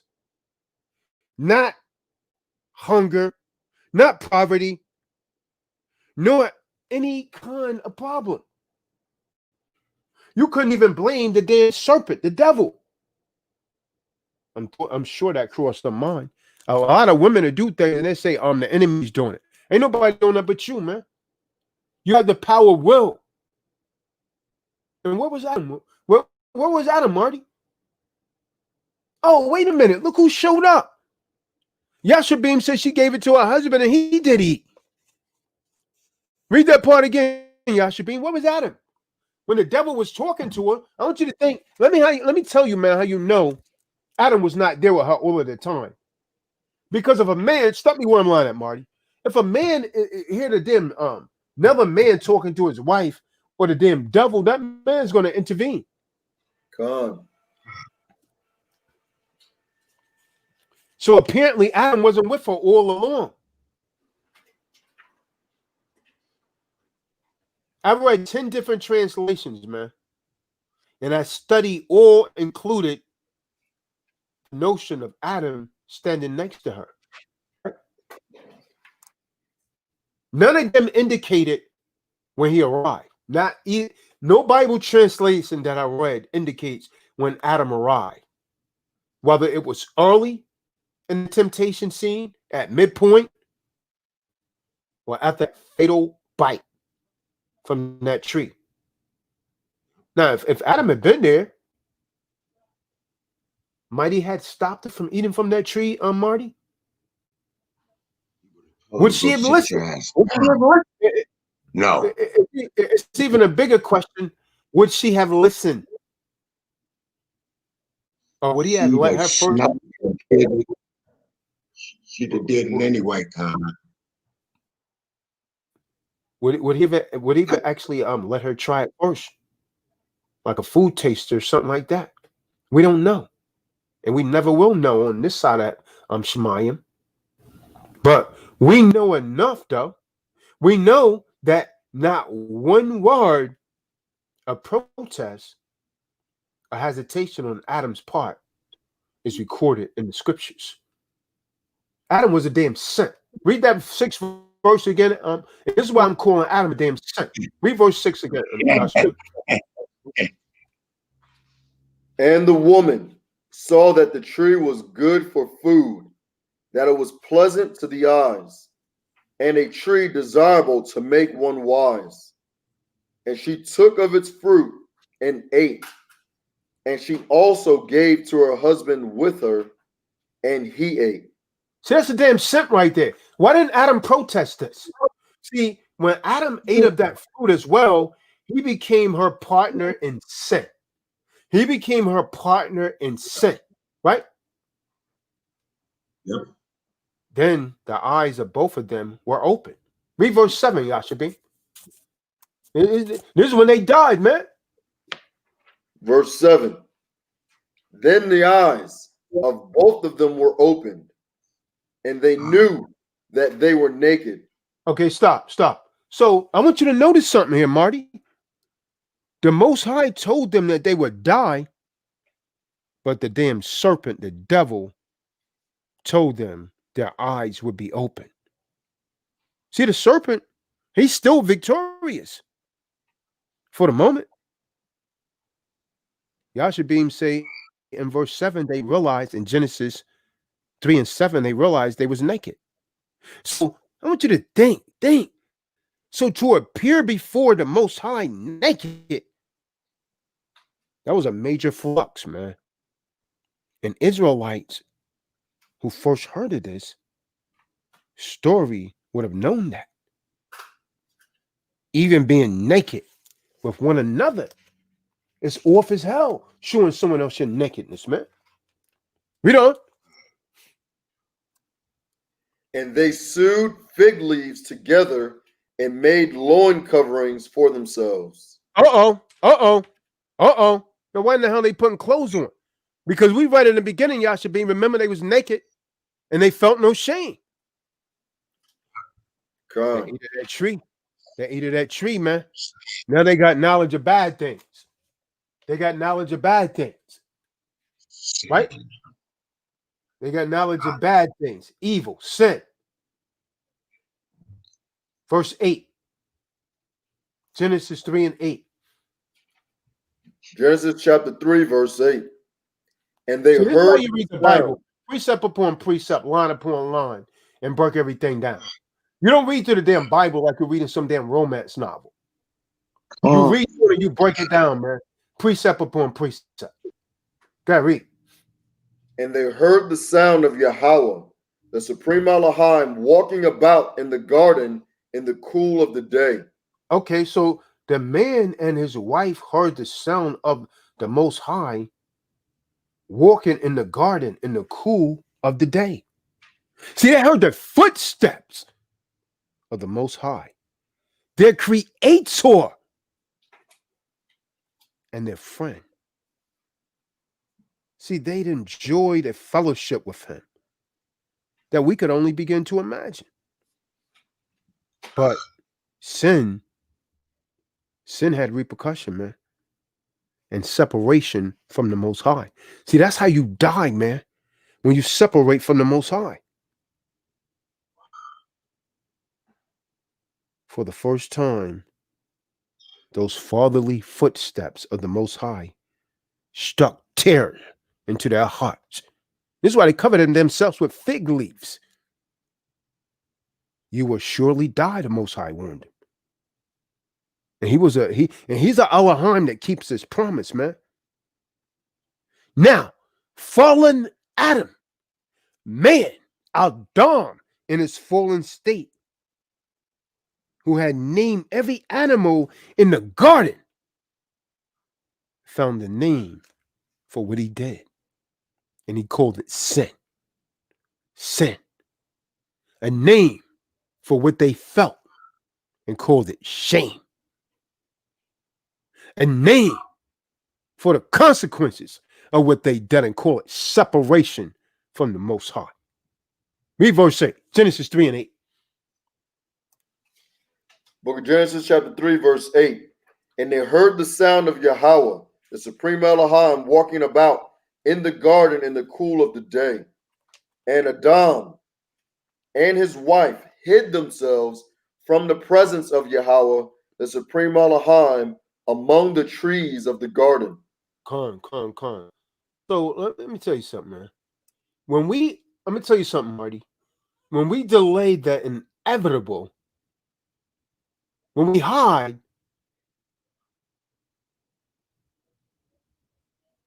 it's still going to come to pass, but we still do it. We delayed the inevitable when we try to hide ourselves, but we still do it. Silly, sad, and sinful.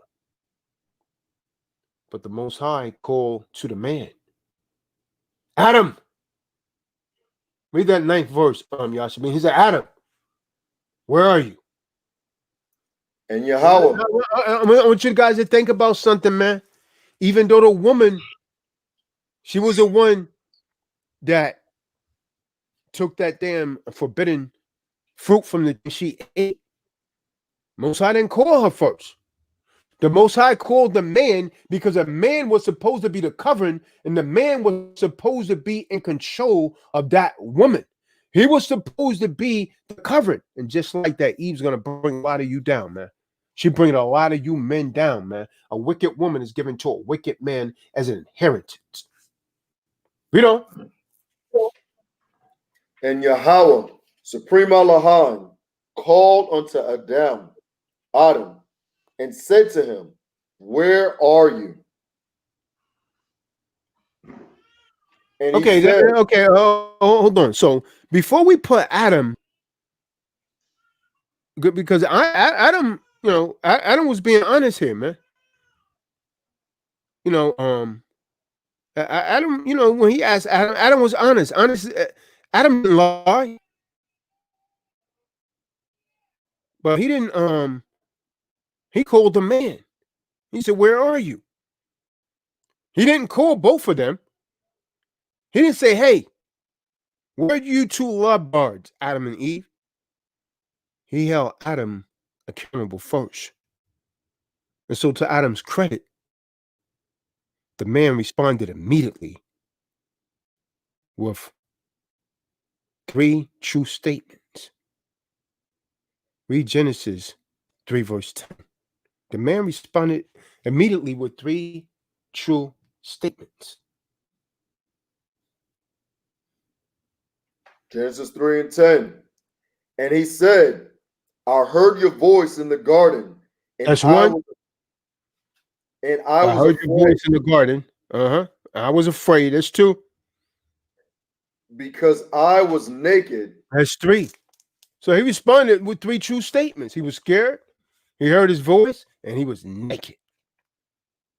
So before we put Adam back on,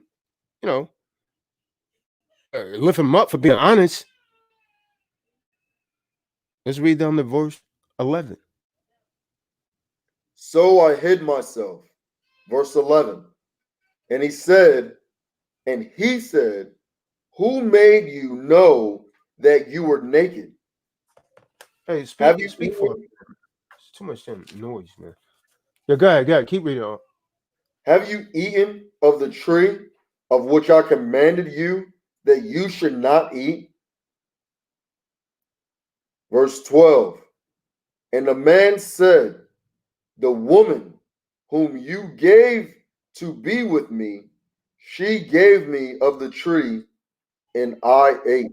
Hey, stop right there for a second. Speak on that for a second, Marty. Hold on.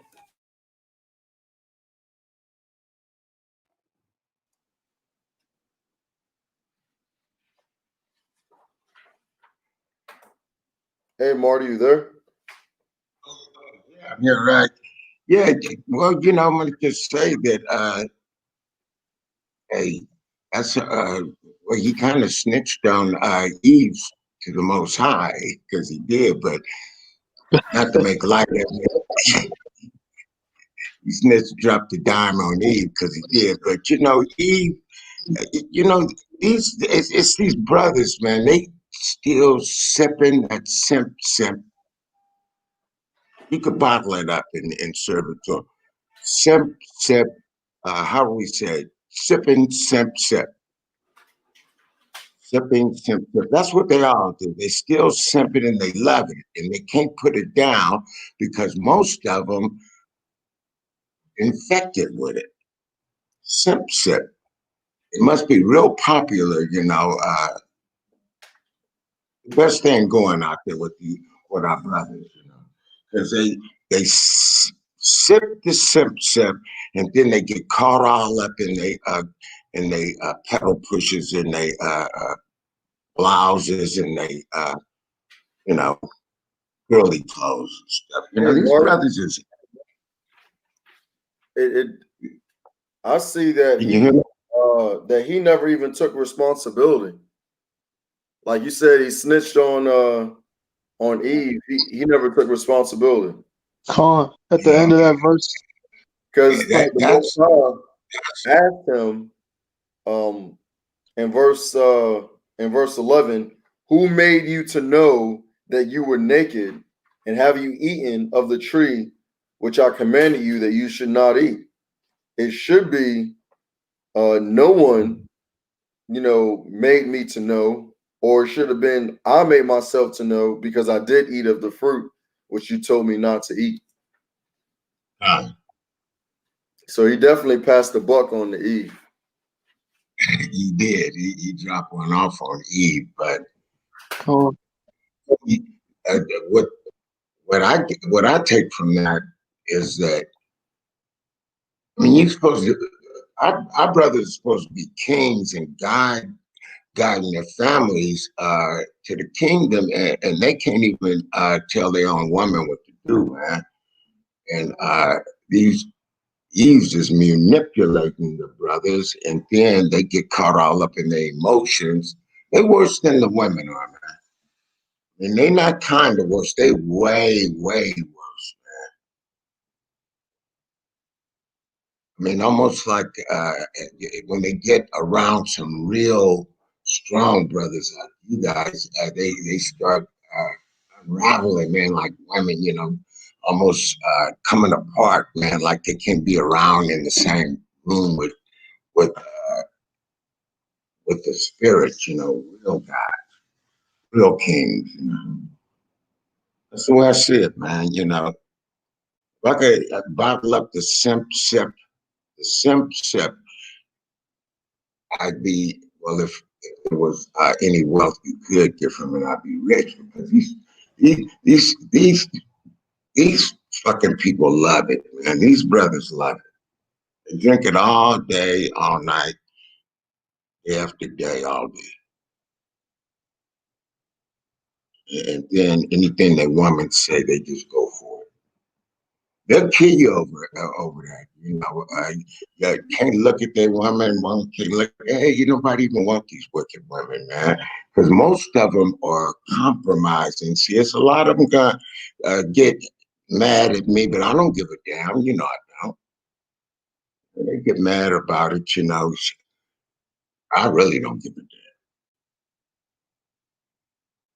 I used to drink it too. At least I'll admit it. These other fucking guys, they won't admit it. Admit it, you drink it, you love it, you can't put it down, you know. Put it down, man. Put it down and then look at your woman then after you know, you go through the withdrawal.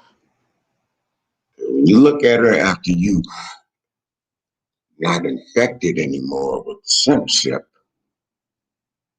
you're gonna start to receive this, man. Will Yashipin and the Khan, they bringing you something, but your dumbasses is so stupid you don't even get it yet, you know, and that's sad. I was lost too, and you know, at least I'll admit it, man. You guys heard me say it before, you know, I ain't proud of it, shit, but that's the first. And Yashipin, you know, a long time ago when I first came to the channel, I said some stuff to you and you talked to me, you know, and you know, it's no shame in it, man. You know, there's always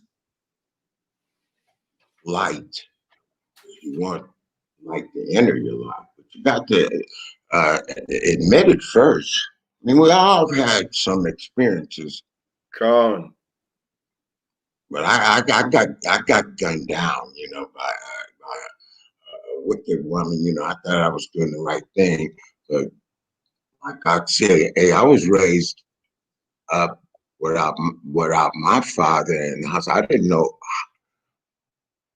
I always acted like a man, conducted myself like a man, and walked in honor.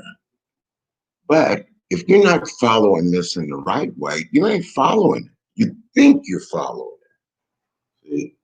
I realize when these brothers read scripture and precept, it's powerful, you know. They're not getting the full effect of precepts, and then they read the Bible. They don't know what they're reading, and then they feel like they've been energized. It's all in your head, you know. Carl, a lot of people read it like just a romance novel, like Tyler said. You gotta break it down. You got to break it down like you brothers break it down. And because there is meaning behind it. And even when, like I said this, you know, when Eve, you know, was double dealing, you know, that's like, what is it? Revisiting, you know. So when you change the Most High's words around, it's just like in scripture and law.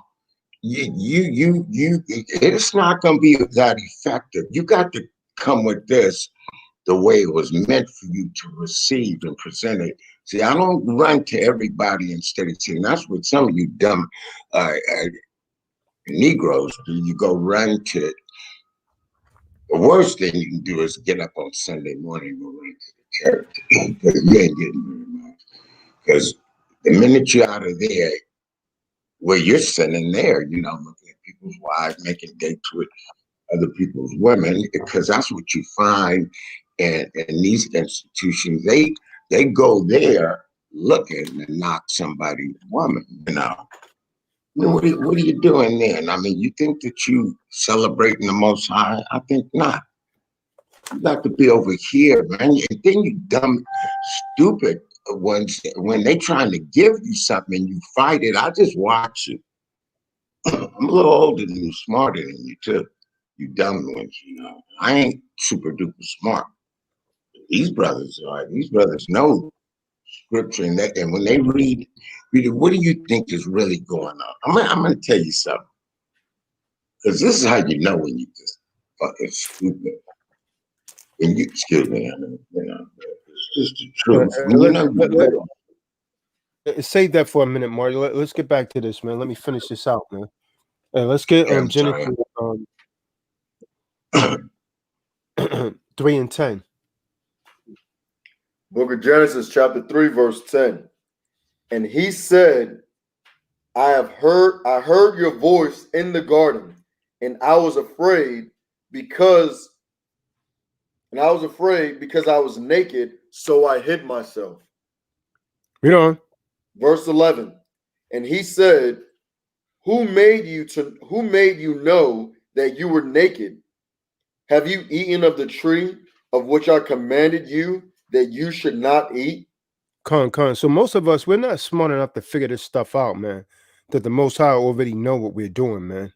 He said, have you eaten from that tree that I command you not to eat?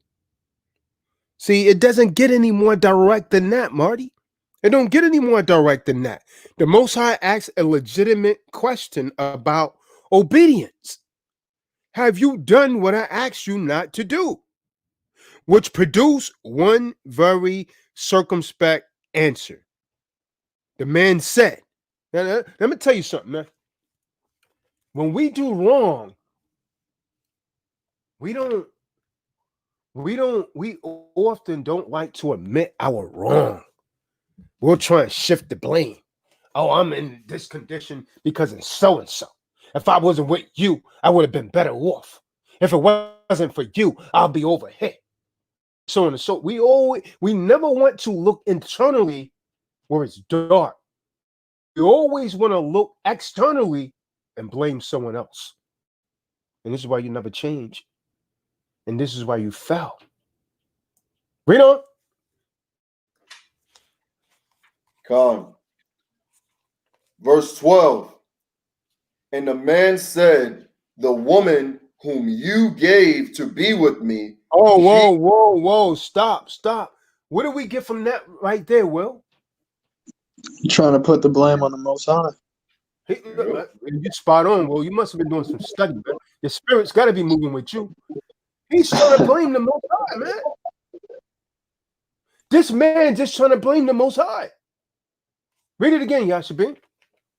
He blamed the woman, but he not only blamed the woman, he blamed the Most High Almighty.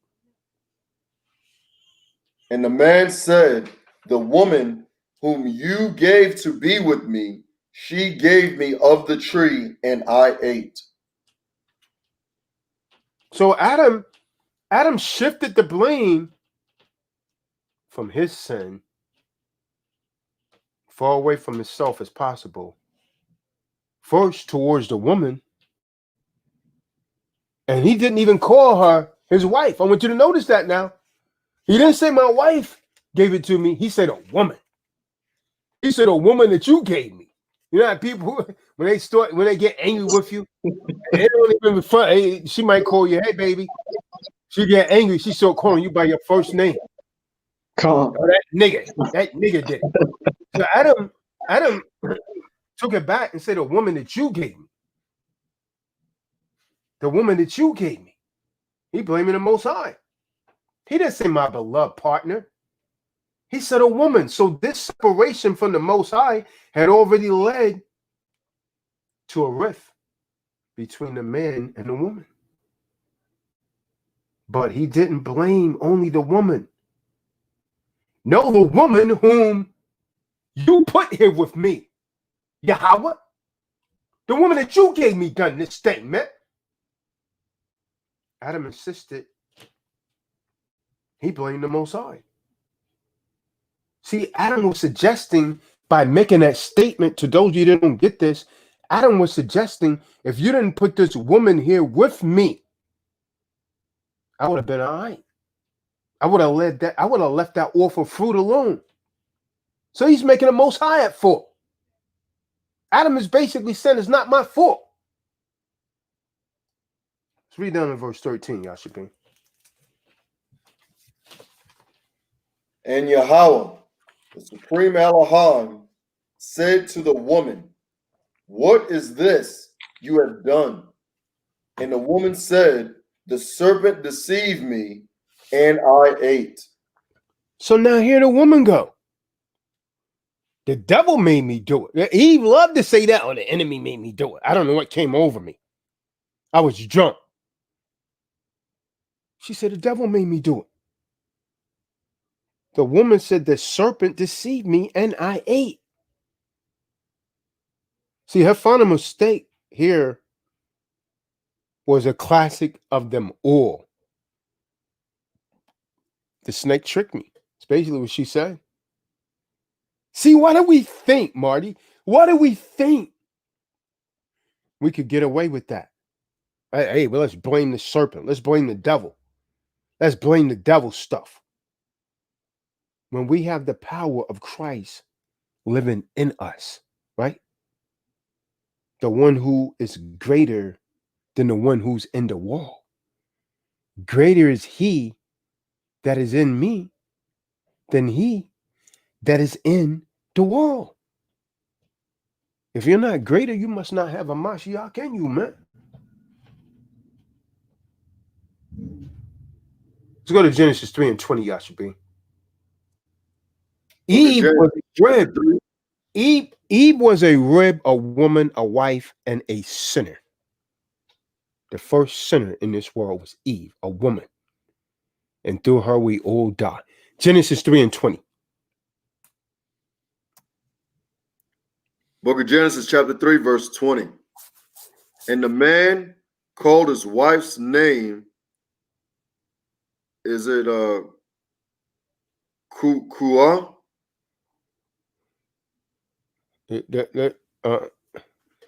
That word should be Hawa in Hebrew. Hawa. I'm not sure what they got over there, man. Okay. In that Called Bible. his wife's name Hawa because she became the mother of all living. Con. See, Eve, she's a unique woman amongst the wicked women, the so-called bad girls of the Bible. But if she had been really bad to the bone, she would have made the serpent eat that damn fruit. You understand what I'm saying, Marty? She wasn't bad to the bone, like the average Eve is. But she was the first woman that the Most High created. She was one of a kind bad girl. Because no one had to be bad. It was already in her. So what lesson can these modern women learn from these wicked women of the Bible, starting with Eve? What lesson can you learn? Women, first off, don't get into a debate with Satan. Get the hell out. Get away from it. You can stop the adversary from whispering in your ear by staying the hell away from it. You can't stop him from. You're gonna still trying to get after you, but Scripture said resist the devil and he will flee from you.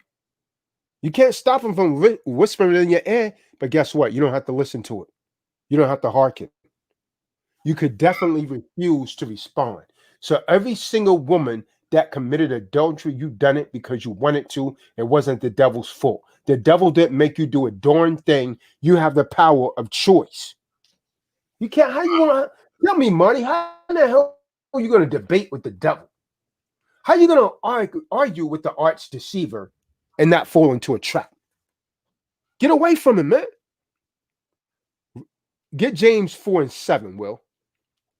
You got to resist him, man. You got to resist him, man. Just say no. Like Nancy Reagan.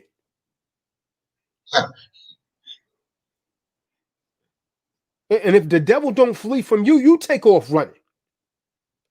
Run into the arms of the Most High, man. Protect yourself, sis. Look at James chapter 4, verse 7. So then subject yourselves to the supreme Allahan. No. Resist. No, we need that in a King James, man. That thing's not even reading right, man. Yeah, this thing is awesome. Man. It should say something along the line, submit yourself to the Most High, or Allahan, resist the devil, and he will flee from you. It should read Yeah, that. that second half is the same, but that first part. So now how can we do this? Get Psalms 119 and 11 in the King James Version, man. See, you got to know the word. That's another way to fight the devil, to fight the enemies, to fight adultery, to fight fornication. You got to know the word of the Most High by studying these scriptures, because Eve didn't remember the word of the Most High, the one commandment that he gave her. She didn't remember that accurately. She left herself wide open for temptation to rush in. See, studying, memorizing verses from the Bible gives us the strength that we need to say no when we know the word of the Most High. Book of Psalms 119 and 11.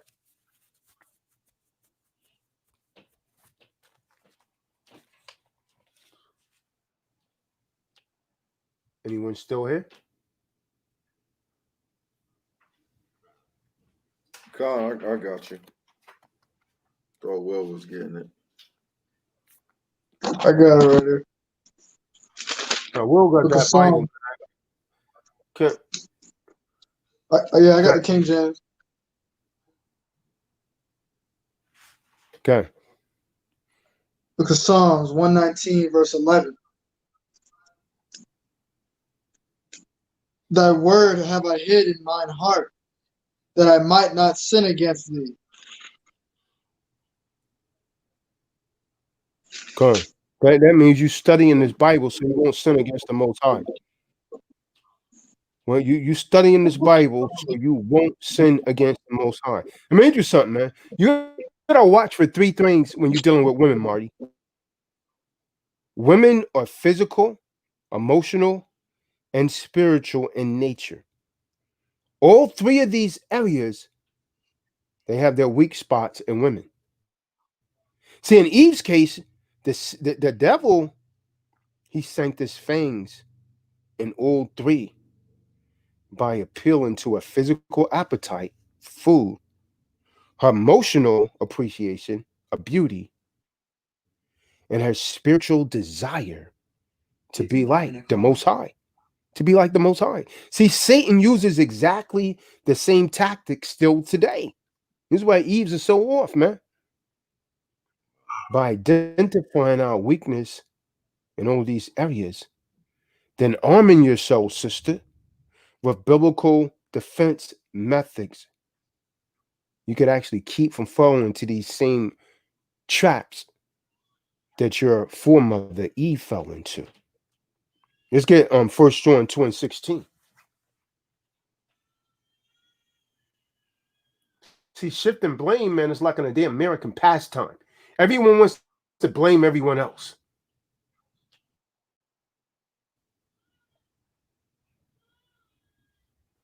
Book of First Yochanan, chapter 2, verse 16.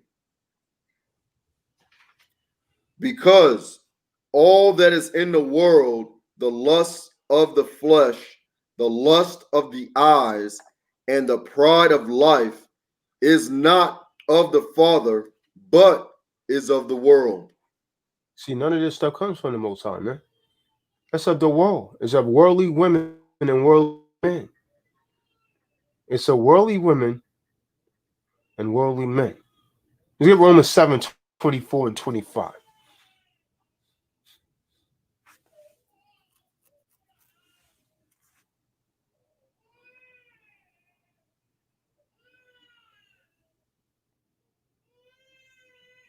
Book of Romans, chapter 7, verse 24 and 25. Wretched man that I am, who will deliver me from this body of death? Thanks to the Supreme Elohim, through Yahweh Shah, the Anointed One, our Master. So then, with the mind, I myself truly serve the Torah of the Supreme Elohim, but with the flesh, the Torah of sin.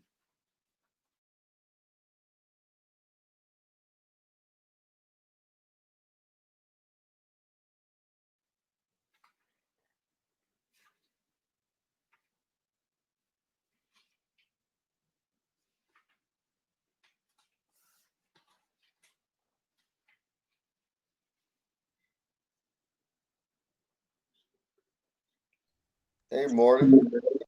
Oh, wretched man that I am. This is where most of us are at today. Not knowing or choose not to know. But see, he asked another question right after. Who will deliver me from this body of death? And then immediately gives thanks. And it reads, thanks to the Supreme Elohim through Yahweh Shah, the Anointed One, our Master. So then, with the mind, I myself truly do serve the Torah, meaning the word, the instructions of the Supreme Elohim. So what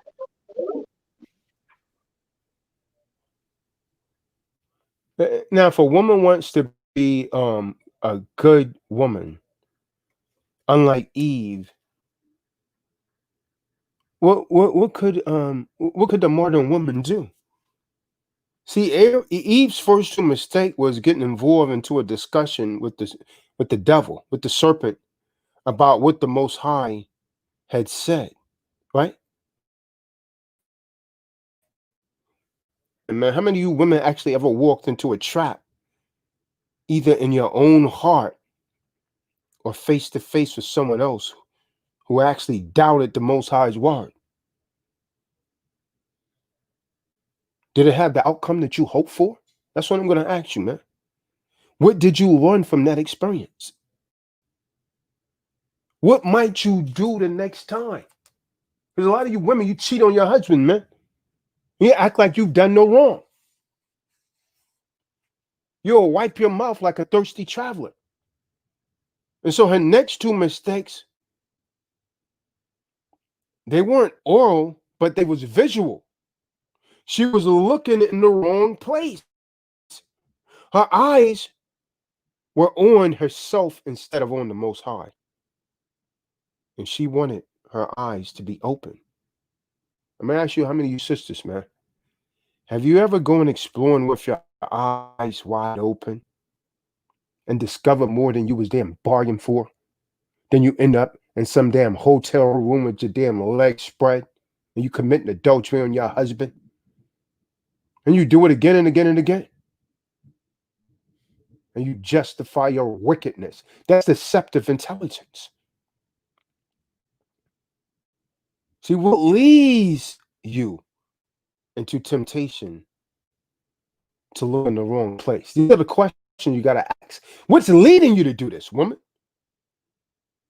What practical methods could you use to keep your eyes on the Most High and listening to thus saith the Most High, obeying your husband? See, Eve, she wanted to be like the Most High, like modern woman wants to be like man, knowing good and evil. I could do it myself, and I know best. See, that often spills out of our minds, if not our mouth.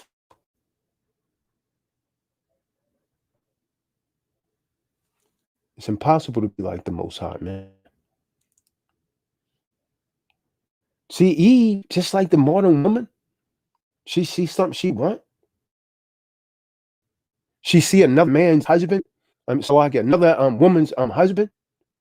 She see another woman's husband. She want that. Oh, he must got something good. She work on getting that man.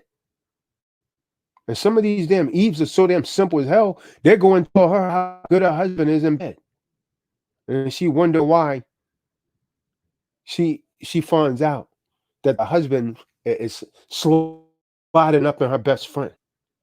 See, Eve could have stopped looking at the tree or listening to her growling stomach, or marveling at how pretty the fruit was. She started thinking about how helpful that knowledge was.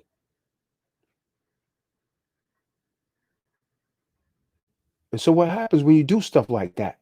Your craving for more is manifest in every area of your life. What do you want more right now? All of you understand the sounds of my voice. What do you want more of right now? Emotionally, spiritually. Do any of you desire the word of the Most High? If not, how can you adjust your thoughts to be Christ-centered? That's the question. See, at every point, Eve, she could have stopped herself, but she didn't. Just like when you go out and commit adultery, you don't stop yourself. You talk yourself. You try and look for all the bad things on your spouse and try and justify why you should do it to make yourself feel better. Eve could have stopped herself, but she didn't. You ever been there? Yeah, I know a lot of you been there, man. How do you feel when you don't stop? When you know it's wrong? I'm talking to someone right now. I'm talking to most of you right now. You know it's wrong, but you still do it. How do you feel when you do not manage to control the urge to sin? How does it make you feel? Stefan the Don. Danny. What have you learned from that encounter? See, Eve did eat the fruit.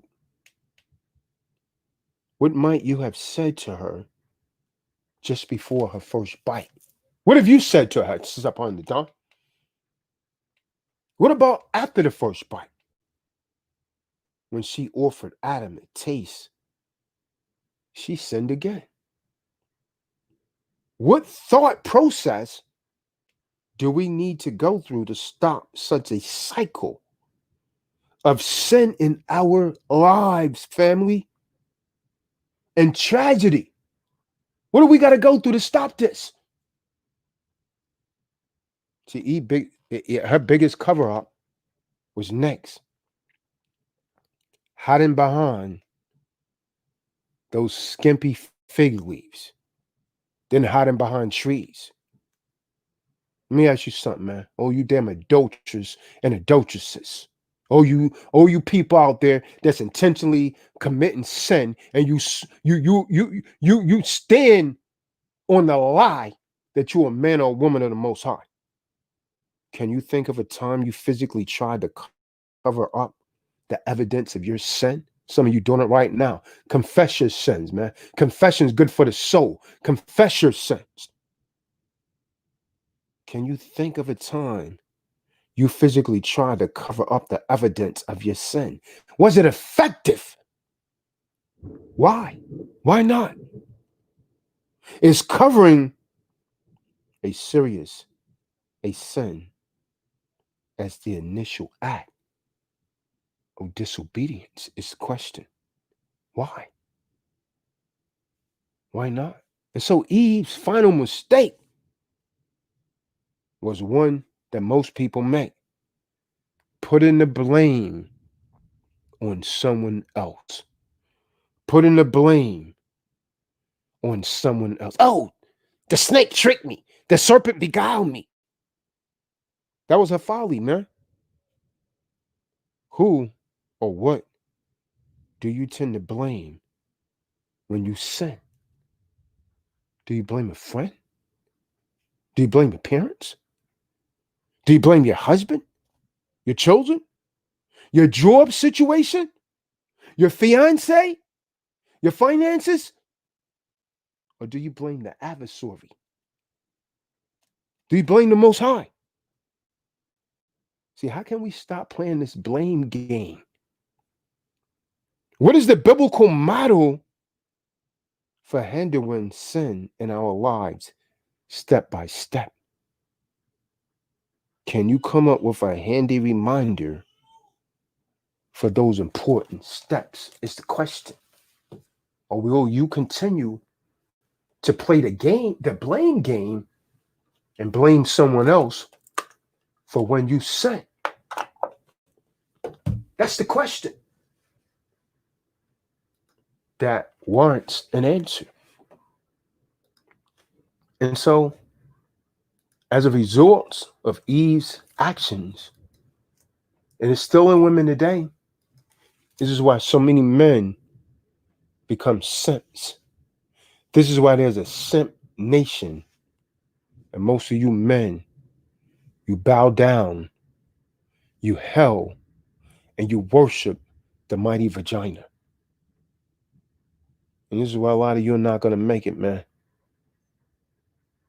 You gotta repent, man, and come clean. So the link's in the room for anyone that want to come in and speak on the topic. Marty, you got anything, Marty? Let's open up for questions, man. See if We would love to have I some thought Eve. some of the sisters would. Yeah. You know they're not coming in here, Marty. We would love to have some of them. This is the perfect topic for them to come in and contribute, and they don't want to, you know. This is all spiritual, and we want to get it out, you know. Want to help some people today. Hold them back.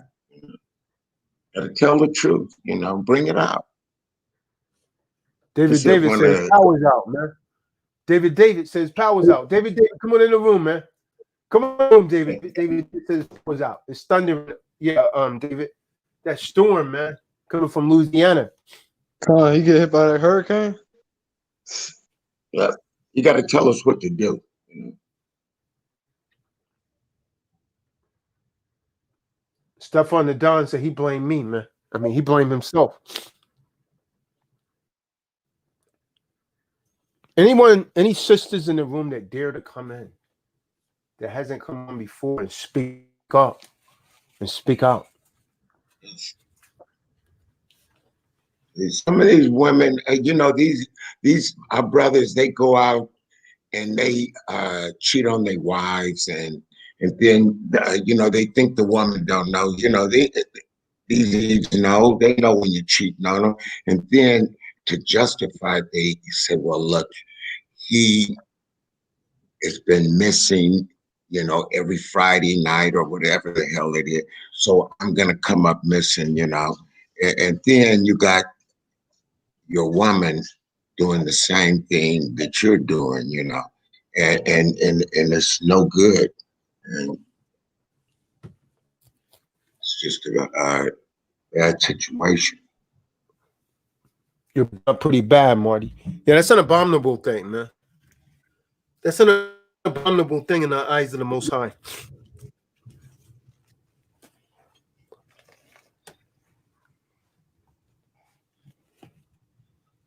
We get one of these sisters that come in and contribute to this forum, and then they could lead the way for open up the minds of the other sisters. Come on in and talk real talk with us, you know. This is serious, and we want you to get it out, you know. And they want to get it out too. I know you do. Go ahead and do it. You said they want to get what, Marty? they want to get it out. They want to get it out. You know, they want to tell the truth. You know, say it, say it. I guarantee you, if you come on here, truth. You know, don't say what you want to say or what's popular to say or get defensive. Say the truth, Kate. Come in and say the truth, and I bet you're gonna feel different. Yeah. No, they will. You gotta make that step.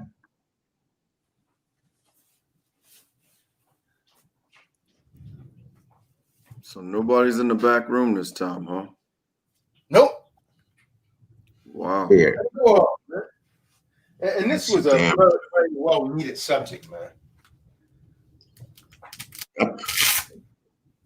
Let's just show you. Try to help some of these people, and then they run from help. You know. See, you don't even get it. If you're not part of the solution, then you're what? Part of what? Part See, of that's the the problem. people. They don't want to help, and then you think, well, I'm gonna kick back and let everybody else do it. You know, see, the thing is that if you're not part of the solution, Most High see you as part of the problem. That's what's up. It's everybody's job to get it and be honest with themselves.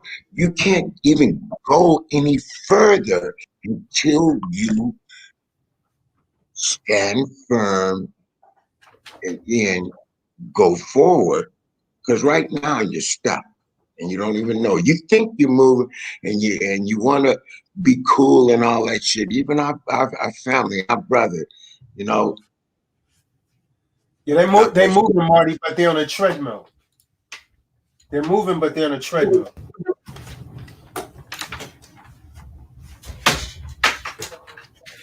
If it was me, I'd say the hell with them and give up on them, you know, because I started losing my faith in people, and this is the exact reason why. Look at these effing debtors, man. You know, I mean, they don't even know.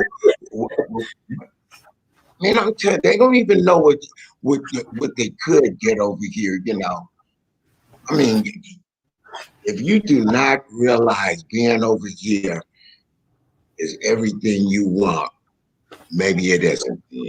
You would have to be a thinking person like these brothers on this panel. These are high-powered brothers that's bringing you precept after precept and scripture. This is all God's word. None of this stuff they made up or added to it. The Most High put this out, you know. So, You know what I noticed, Marty? Even with those that I witnessed to, a lot of them don't want to take responsibility. They don't even want to know what is. They don't want to hear what the truth is, because then that means they're going to have to change. Right. Absolutely. They don't want to hear it because they're going to be the one to have to change. But they'll want something, but don't want to do what they need to do to change in order to obtain it. Like Tazak was saying earlier, rather have a quick fix or take like a pill or a capsule, but that's not how it works.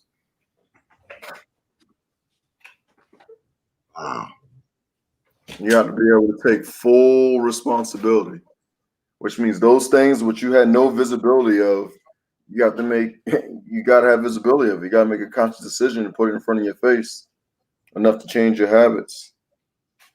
And, getting this word in you is one of those. Knowing what it is one, and then getting it in you so that way you can, recite it on your own is another. But you must first acknowledge it. And the fact that no one's backstage lets me know that nobody wants to acknowledge it at the moment. Not just on the call, or you're just too scared to do it on the forum.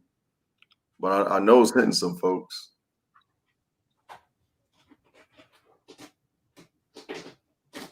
We all had to walk through it at some point. you helped me, brother. You was one of the first ones that gave me some knowledge when I first came to the channel, and you didn't sugarcoat it either that day. It was uplifting, man. But I didn't get all in my emotions either. I took it because I was real talk. It always is. Okay. Well, what was the subject matter? I was talking about my experience with my relationship. It was about relationships, and Oh, we were talking about accepting it, and like what I've been bringing out, not running away from it. You the first one hit me with that, and I brought it out. I felt better, man. I felt effing better, man. You know what? Things that you suppress, that's where you're cutting yourself, man. And you told me something, I can't remember verbatim what you told me. It was just direct, but it was real talk, man. And you said I even had some stuff, you said you had some stuff that happened to you. And so I brought it out and I felt better, man. I'm telling you. oh These yeah. fucking scary ass dudes, man. I mean, look at them, man. Then they go, if they can't debate you and get all, need a box of Kleenex next to them. You know what I mean? Yeah. Or they try to make things seem mystical. Ain't nothing mystical about it. Oh, we got Stefan the Don in the room, bringing the cannolis. I have to take care of a little business. Yo, So, dang, man. I was just sitting here like for the past like probably 5 minutes, just thinking about like what I even wanted to say once I got on. But I guess I'm gonna just speak from the spirit. So yeah. Are we addressing taking responsibility at this moment, or just the main topic? well, it all relates. That's why folks, don't want to acknowledge the truth because they don't want to, because that means they have to change. They don't want to take responsibility. Just like when we just read in Genesis, how when the Most High addressed Adam, who told you that you were naked, or who showed you that you was naked, and did you eat of the tree from which I told you not to eat? And he didn't take responsibility. Right. He blamed the woman and the Most High. I mean, I can remember myself being that way at one point in my life. Because because you're afraid of the idea of getting swatted at, but you're afraid of the idea of punishment.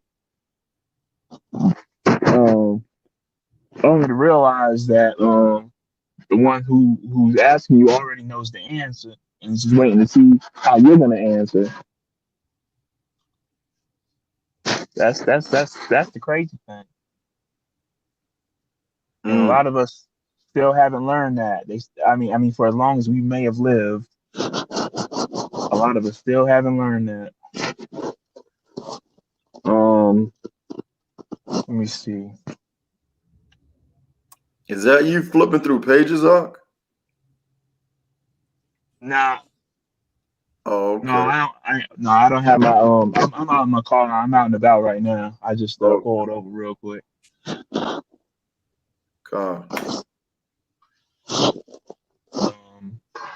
Man, I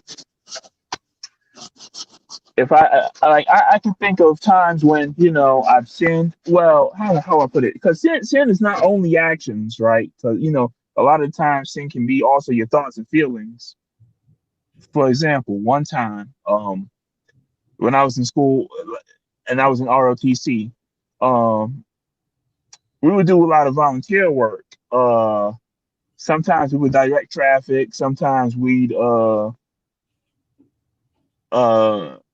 provide the disaster relief. Well, it would help in disaster relief efforts. This was back. Do you remember Hurricane Sandy? I think it was like 2011, 2012, something like that. Yeah, I remember that time. Yeah, the whole like it hit the Northeast pretty hard. I was in upstate New York at the time, and man, like back then, I mean, I didn't really understand the word like I do, like I have over the years since. But but I always knew, I always had certain principles that I lived by though. So like, I mean, so I was still very much, a worldly person. How we get down, man. Hook up with people on the weekends and stuff. So basically I volunteered to do traffic duty. And like basically, it was this honey I wanted to get with. I mean, who wanted to get with me real quick, man. But yeah, man, I had to say no because like I had to get. I had to, I already gave my word that I was going to basically perform a duty, and like I could feel, like internally, I felt a pull though. I felt that pull, like damn, man, I don't want to do this shit no more. But I already gave my word, and my word is my bond. But I remember that conflict that I had internally, and some people will just say, man, forget, forget everything else, man. I mean, I, I know people like that to this day who give their word on something, but as soon as they see something that stimulates their how should I put it? Their carnal lust. They'll put their duty and their honor to the side in order to satisfy that carnal lust. And that's just one small example, though. But yeah. I mean, I just obviously didn't know what I was going to say before I got on, so I'm just trying to fill this airspace real quick. Airspace? What you mean? Shoot, I mean, outside of what you guys are saying, I mean, I just wanted to. I mean, okay, let me backtrack Because that. you put in the chat that sin makes you feel separated from your power. What is your power? My power is it's like it's the power that I have to live in a righteous manner, and to the power that I have, in knowing that I can control my circumstances and can control, well, I mean, not my circumstances, but like control my reaction So you to talking my about your own? circumstances. You talking about like your own free will, or are we talking about the instructions of the Most High? Yeah, not necessarily my free will, but more so like my I'm not driven, like I'm not led by the nose, by my carnal instincts or by my desires necessarily, but more so I'm following like the ideals and the instructions of the Most High. Yes. Oh, okay. Could have had me fooled. I thought you just said that you were still worldly. No, well, back in the day when I was talking about back when I was still worldly. Back on that time. Back then. Okay. Yeah. No, not Yeah. No, I mean, I still, like, even today, I still have like mild, like a little bit, I have certain. I'm not gonna say well. I have habits. I'll put it that way. Like as far as like mentally, like the way I still approach things, from a how I put it. As far as the perspective of how I view certain things, it's still in a worldly manner in certain ways, certain aspects. But for the most part, I filter all my actions, and my actions are in I try to make sure that my actions are in accord with the instructions of the Most High. But I fail, I fail sometimes. But I try my very best. One day at a time, man. Yep. But I do try my best, and I always strive every day to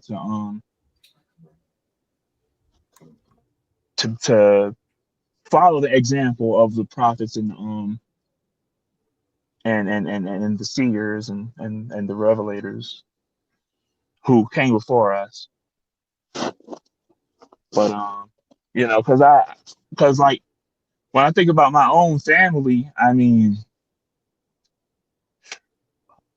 they don't really, they're not interested in this. Yeah, that's you and me both. It be like that sometimes. Hell, I mean, like my own father, like completely rejected the notion of the Most High, and even as a child, I argued with him about that because he always, the thing is, one thing I will respect about my father is that he taught me to not necessarily be what was that word, not necessarily to be just oppositional, but to always question things, and to never be afraid to challenge authority, to challenge what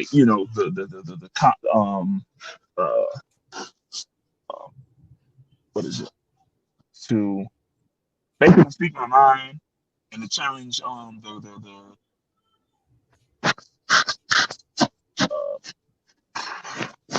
I guess the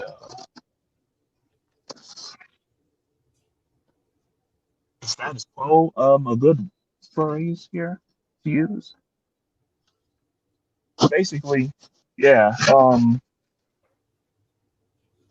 he basically taught me to challenge, to not be afraid to stand up for what I believe in, and to challenge the status quo. But yeah, man, growing up in the situations where we grew up, especially in the hood, I mean, it can be intensely difficult. But I've never been afraid of that challenge.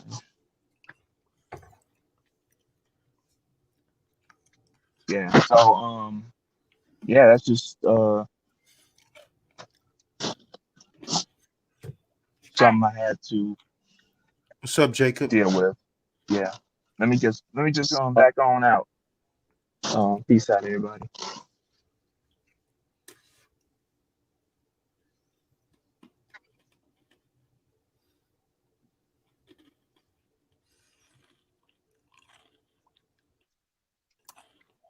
Jacob Amen. Shalom. Shalom. Shalom, What's going on, Kohan. son? I just wanted to, Mark. Shalom. Marty hit me with that heat. We can't sit at the table if we don't bring nothing to it. So, I figured it's due time to present myself and give my testimony within Yahweh Shai. My daughter was taken out of my life, and I was alienated by her mother, which was my fault. I should have stood up to her, simping. But, my father, I thought it was normal because I've seen all these women get off on him. All his daughters get off on him. So I thought it was normal, and got these weak pastors saying this is normal. And so, but I don't know. I was crazy. I was struck by the moon. I was lunar. I was lunatic. And I had a cyst on my right temporal lobe, medium-sized cyst. And I was puking every day, nauseous every day, headaches every day. And, I was healed after I was assaulted by a patient from when I was working at a mental health facility. So I had a TBI as well. So yeah, he healed me, and I think the greatest gift he gave me was the broken heart, cold hard floor that he humbled me upon. So Where's your daughter now? With her mom. So does she let you see? Does she let you see your daughter? Not at all, no. And so, I mean, I haven't seen her in like a year. And I don't know, when she took custody, I was out of my mind. And, I just pretty much went in there, special appearance, and I just fucked up shit. So, or excuse my language, pardon me. Yeah, have you, do you guys have a court order or anything in place? Yeah, she does now, yes. So, I mean, in that court order, do you have any kind of visitational rights?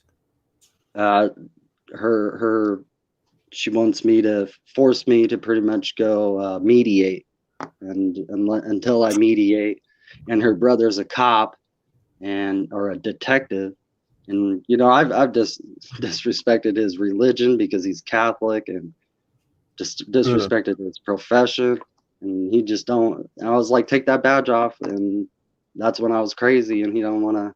He's like, oh, I'm in uniform right now.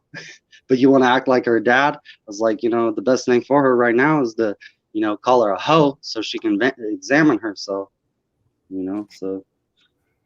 Yeah, but so in the custody order, right? Does that state that you have to be mediated? Does that state that it has to be a mediator present? I'd have to read through it again. I just pretty much blew it off because I was just going through that. Yeah, I would still try to build some type of rapport with my daughter, right? So, and this is why a lot of these women always win, because the men, they won't fight, to the end, because the system. I mean, we already know that the system is going to gear towards the women, but if more men would actually stand up and oppose that, you get better results. The thing is a lot of men won't back down because they already told, hey man, you're not going to win. That's a non-winning battle. But if she's doing something wrong, like case in point, like if you have a custody order and it states in that custody order that you're supposed to be able to see your daughter, even if it's like with mediation, that typically don't last that long. Sometimes mediation could just be going to like a police precinct and you visit your daughter there, or there's some third party involved, but at least you're building some sort of relationship with your daughter, and then from there, you should be able to come to grounds that, well, you can see her, because right now apparently they have something that, sometimes women say something like, well, yeah, he's a threat. He threatened me. He threatened the child, and they get a restraining order. And yeah, it doesn't have to be true. Order. I kept showing up at her that doesn't house. necessarily have to be true. Yeah, that doesn't necessarily have to be. The reason I'm telling you this is because my brother went through that, right? Right. He in California, you're screwed, right? In California, you're screwed if you're a man, most likely. But Marty, he was able to defeat that. I helped him. He was Most High was moving with it. But most men that get divorced in California are screwed because that system is heavily for women.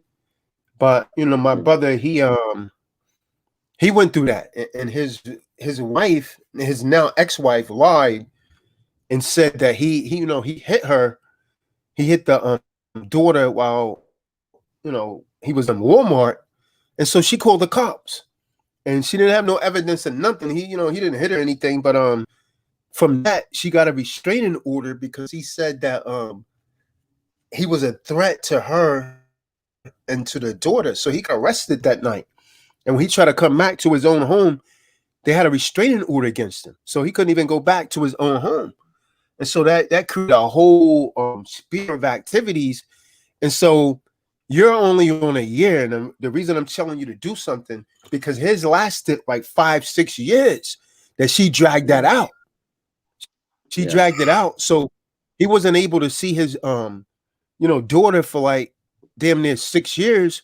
And when he had saw again, her mom had, raised her to be like into the whole alternative lifestyle thing, Right. and things got really bad because Yeah. he Last left. time She pardon me, I ended didn't up mean to go. molesting her sister. Yeah. So I would, I would fight back on that, man, immediately, man, because that might turn Right. into a really bad situation. And in this society, man, what a stepfather like raising your female daughter, that's where a lot of the molestation comes in. Like a lot of these men, these stepfathers, they molest a lot of girls. Sometimes they molest boys also. But that right there, I would try to, I would try to make certain that I could get back involved in my daughter's life. That's the best advice I can get right now. I woke up from a dream today, and I was just in a terrible mood afterwards. Like I kept looking for her in my dream, and anytime I'd look for her, I was just blinded. It was just everybody around me telling me, I mean, it certainly affected me, but everyone telling me, figure out for yourself, while I'm sitting here fighting my blindness. I woke up like thinking I was blind. So, and last time I seen my daughter, she said, I don't feel beautiful, and I feel like I look like a boy. And so, and her mom's spending all her time with this wicked woman, and I think she's turning into a lesbian. Yeah, I don't, what turns out with my brother, so, my brother's ex-wife, she was so-called European. And, after she put him out, she literally, her so-called best friend, what kind of, like, exacerbated this is my brother had actually came home a couple times. The first time he found her in the shower with the woman. That would have been the end of it for me right there. Then he said a second time he found them two in the bed together. So I'm like, yo, how did you even, tolerate that after the first time? And so now, 6 years later, when he finally sees his daughter again, his daughter's a lesbian. So, she learned that from her mom and that woman that she was around. And so, yeah, man, I would do something because ultimately you're basically, would be probably saving your daughter's life, especially if she's saying things like, I don't feel attractive. And that means something's missing. And I'll tell you this, man, despite what, that the child always want to see her father, no matter what the mother's going to tell him. It may work for a while. Ultimately, that child is always going to want to see the father to see what the father is really like. Because a lot of women, it doesn't really matter. Race really don't have a lot to do with this. When the man is not around, a lot of these women would talk very badly and paint this awful picture of the man, especially if that woman has some sort of personality disorder. But yeah, I would try to rectify that situation, whatever it takes. Yeah, thank you. Yeah, but you gotta watch that, man. If she got some, this is what I told my brother to do. Like whatever man she's dealing with, I would try and do a damn background check on him and find as much information that I can about him. You know what I mean? I will find, because you never know what kind of I would see if he got any kind of like history of pedophilia or anything of that nature. Because these women, they will bring any kind of damn man around their children and think nothing of it. And this is how a lot of these children, they grow up being molested, and they keep it concealed for many years, and it causes these personality problems later on in life. And so when they get in a relationship, then they have social issues, they have sexual issues because they've been abused, and it comes out in a relationship. This is why a lot of women, they have difficulties reaching orgasms in relationships. They'll tell the man that is him, but it's really not. It's something that she's dealing with from her past. And so a lot of men don't know this stuff. So they, oh, damn, I'm not doing it. They start to think something's wrong with them. But the problem is not you. It's from her past. It's from her childhood. And so she brings this baggage over into her relationships. Because I'm gonna tell you, man, if she was really a healthy mother, any kind of healthy mother knows that a child needs both parents. Whether they get along or not, they should try and make that, unless the parent is like abusive or on some kind of drugs or something like that. Otherwise, there's no logical reason that both parents should not be involved in that child's life, because that's causing that child damage. That child's going to always long for that other parent, and it ultimately ends up causing them to like have some discontentment for the parent that they're with, because they're trying to isolate them from the other parent. But what was you going to say, Marty? I was just going to say that I had a friend that's going through a divorce in California, something like myself. But that's common procedure. And these courts are wicked, man, because see, what these women do is they get something and then they try to have you locked up or discredited in some way. Like the Khan was saying, you know, so they can get you out of there and take control of your estate. And man, they hit you with everything, man. In California, they'll bury you, man. But you know, I'll praise the Most High. You know, He sent the Khan to help me, and that worked for me. But you know, this is a very serious thing. Yeah, I mean, usually they only keep the man in court long enough for him to be divorce rate. You know, once she goes and talk to an attorney and get a restraining order and all that against the man, then they'll tell him he could come out of jail, but he can't go back there. Where are you going to stay at? I don't know. You got to find somewhere to stay. You can't stay there. And it could be the man's house, because in my brother's case, he was the the breadwinner. Although his wife, she had a master's degree in education, she kind of plotted it out. She stopped working once she was with him for a while, and so they saw her as a housewife. He ended up having to give her alimony and all of that, man. Yeah. These scenarios, man, they're not isolated, because, you know, according to their statistics, 90% of these custody battles are won by women. That tells you that's a biased system. And then on top of that, most men, they don't want to stand up and fight, you know, for their children. And in some cases, they have strong cases, but they just have this thing about, hey, I won't win. I'm going to lose. And that self-defeating attitude, it kind of like assists to their losing. But I would stand up, regardless to whom or what, man. Yeah, I'll take heed to this warning, because I don't want no male, you know, molesting my daughter. Yeah, I mean, you just never know. I'm not saying that is the case, but most forms of abuse, it comes from a step, some step parent or something like that.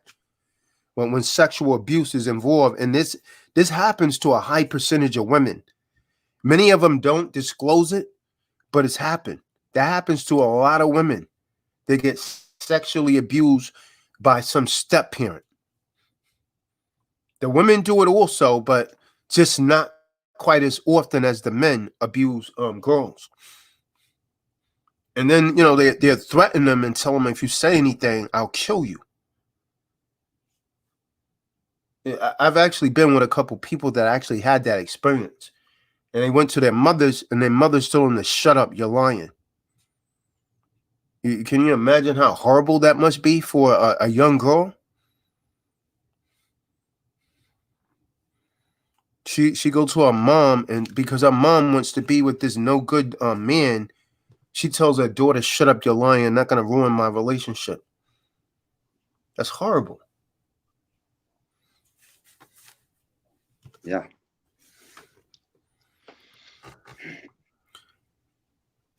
But Marty, you got anything else, man? I'm about to shut this down, man. It's getting kind of late. It's almost 12 a.m.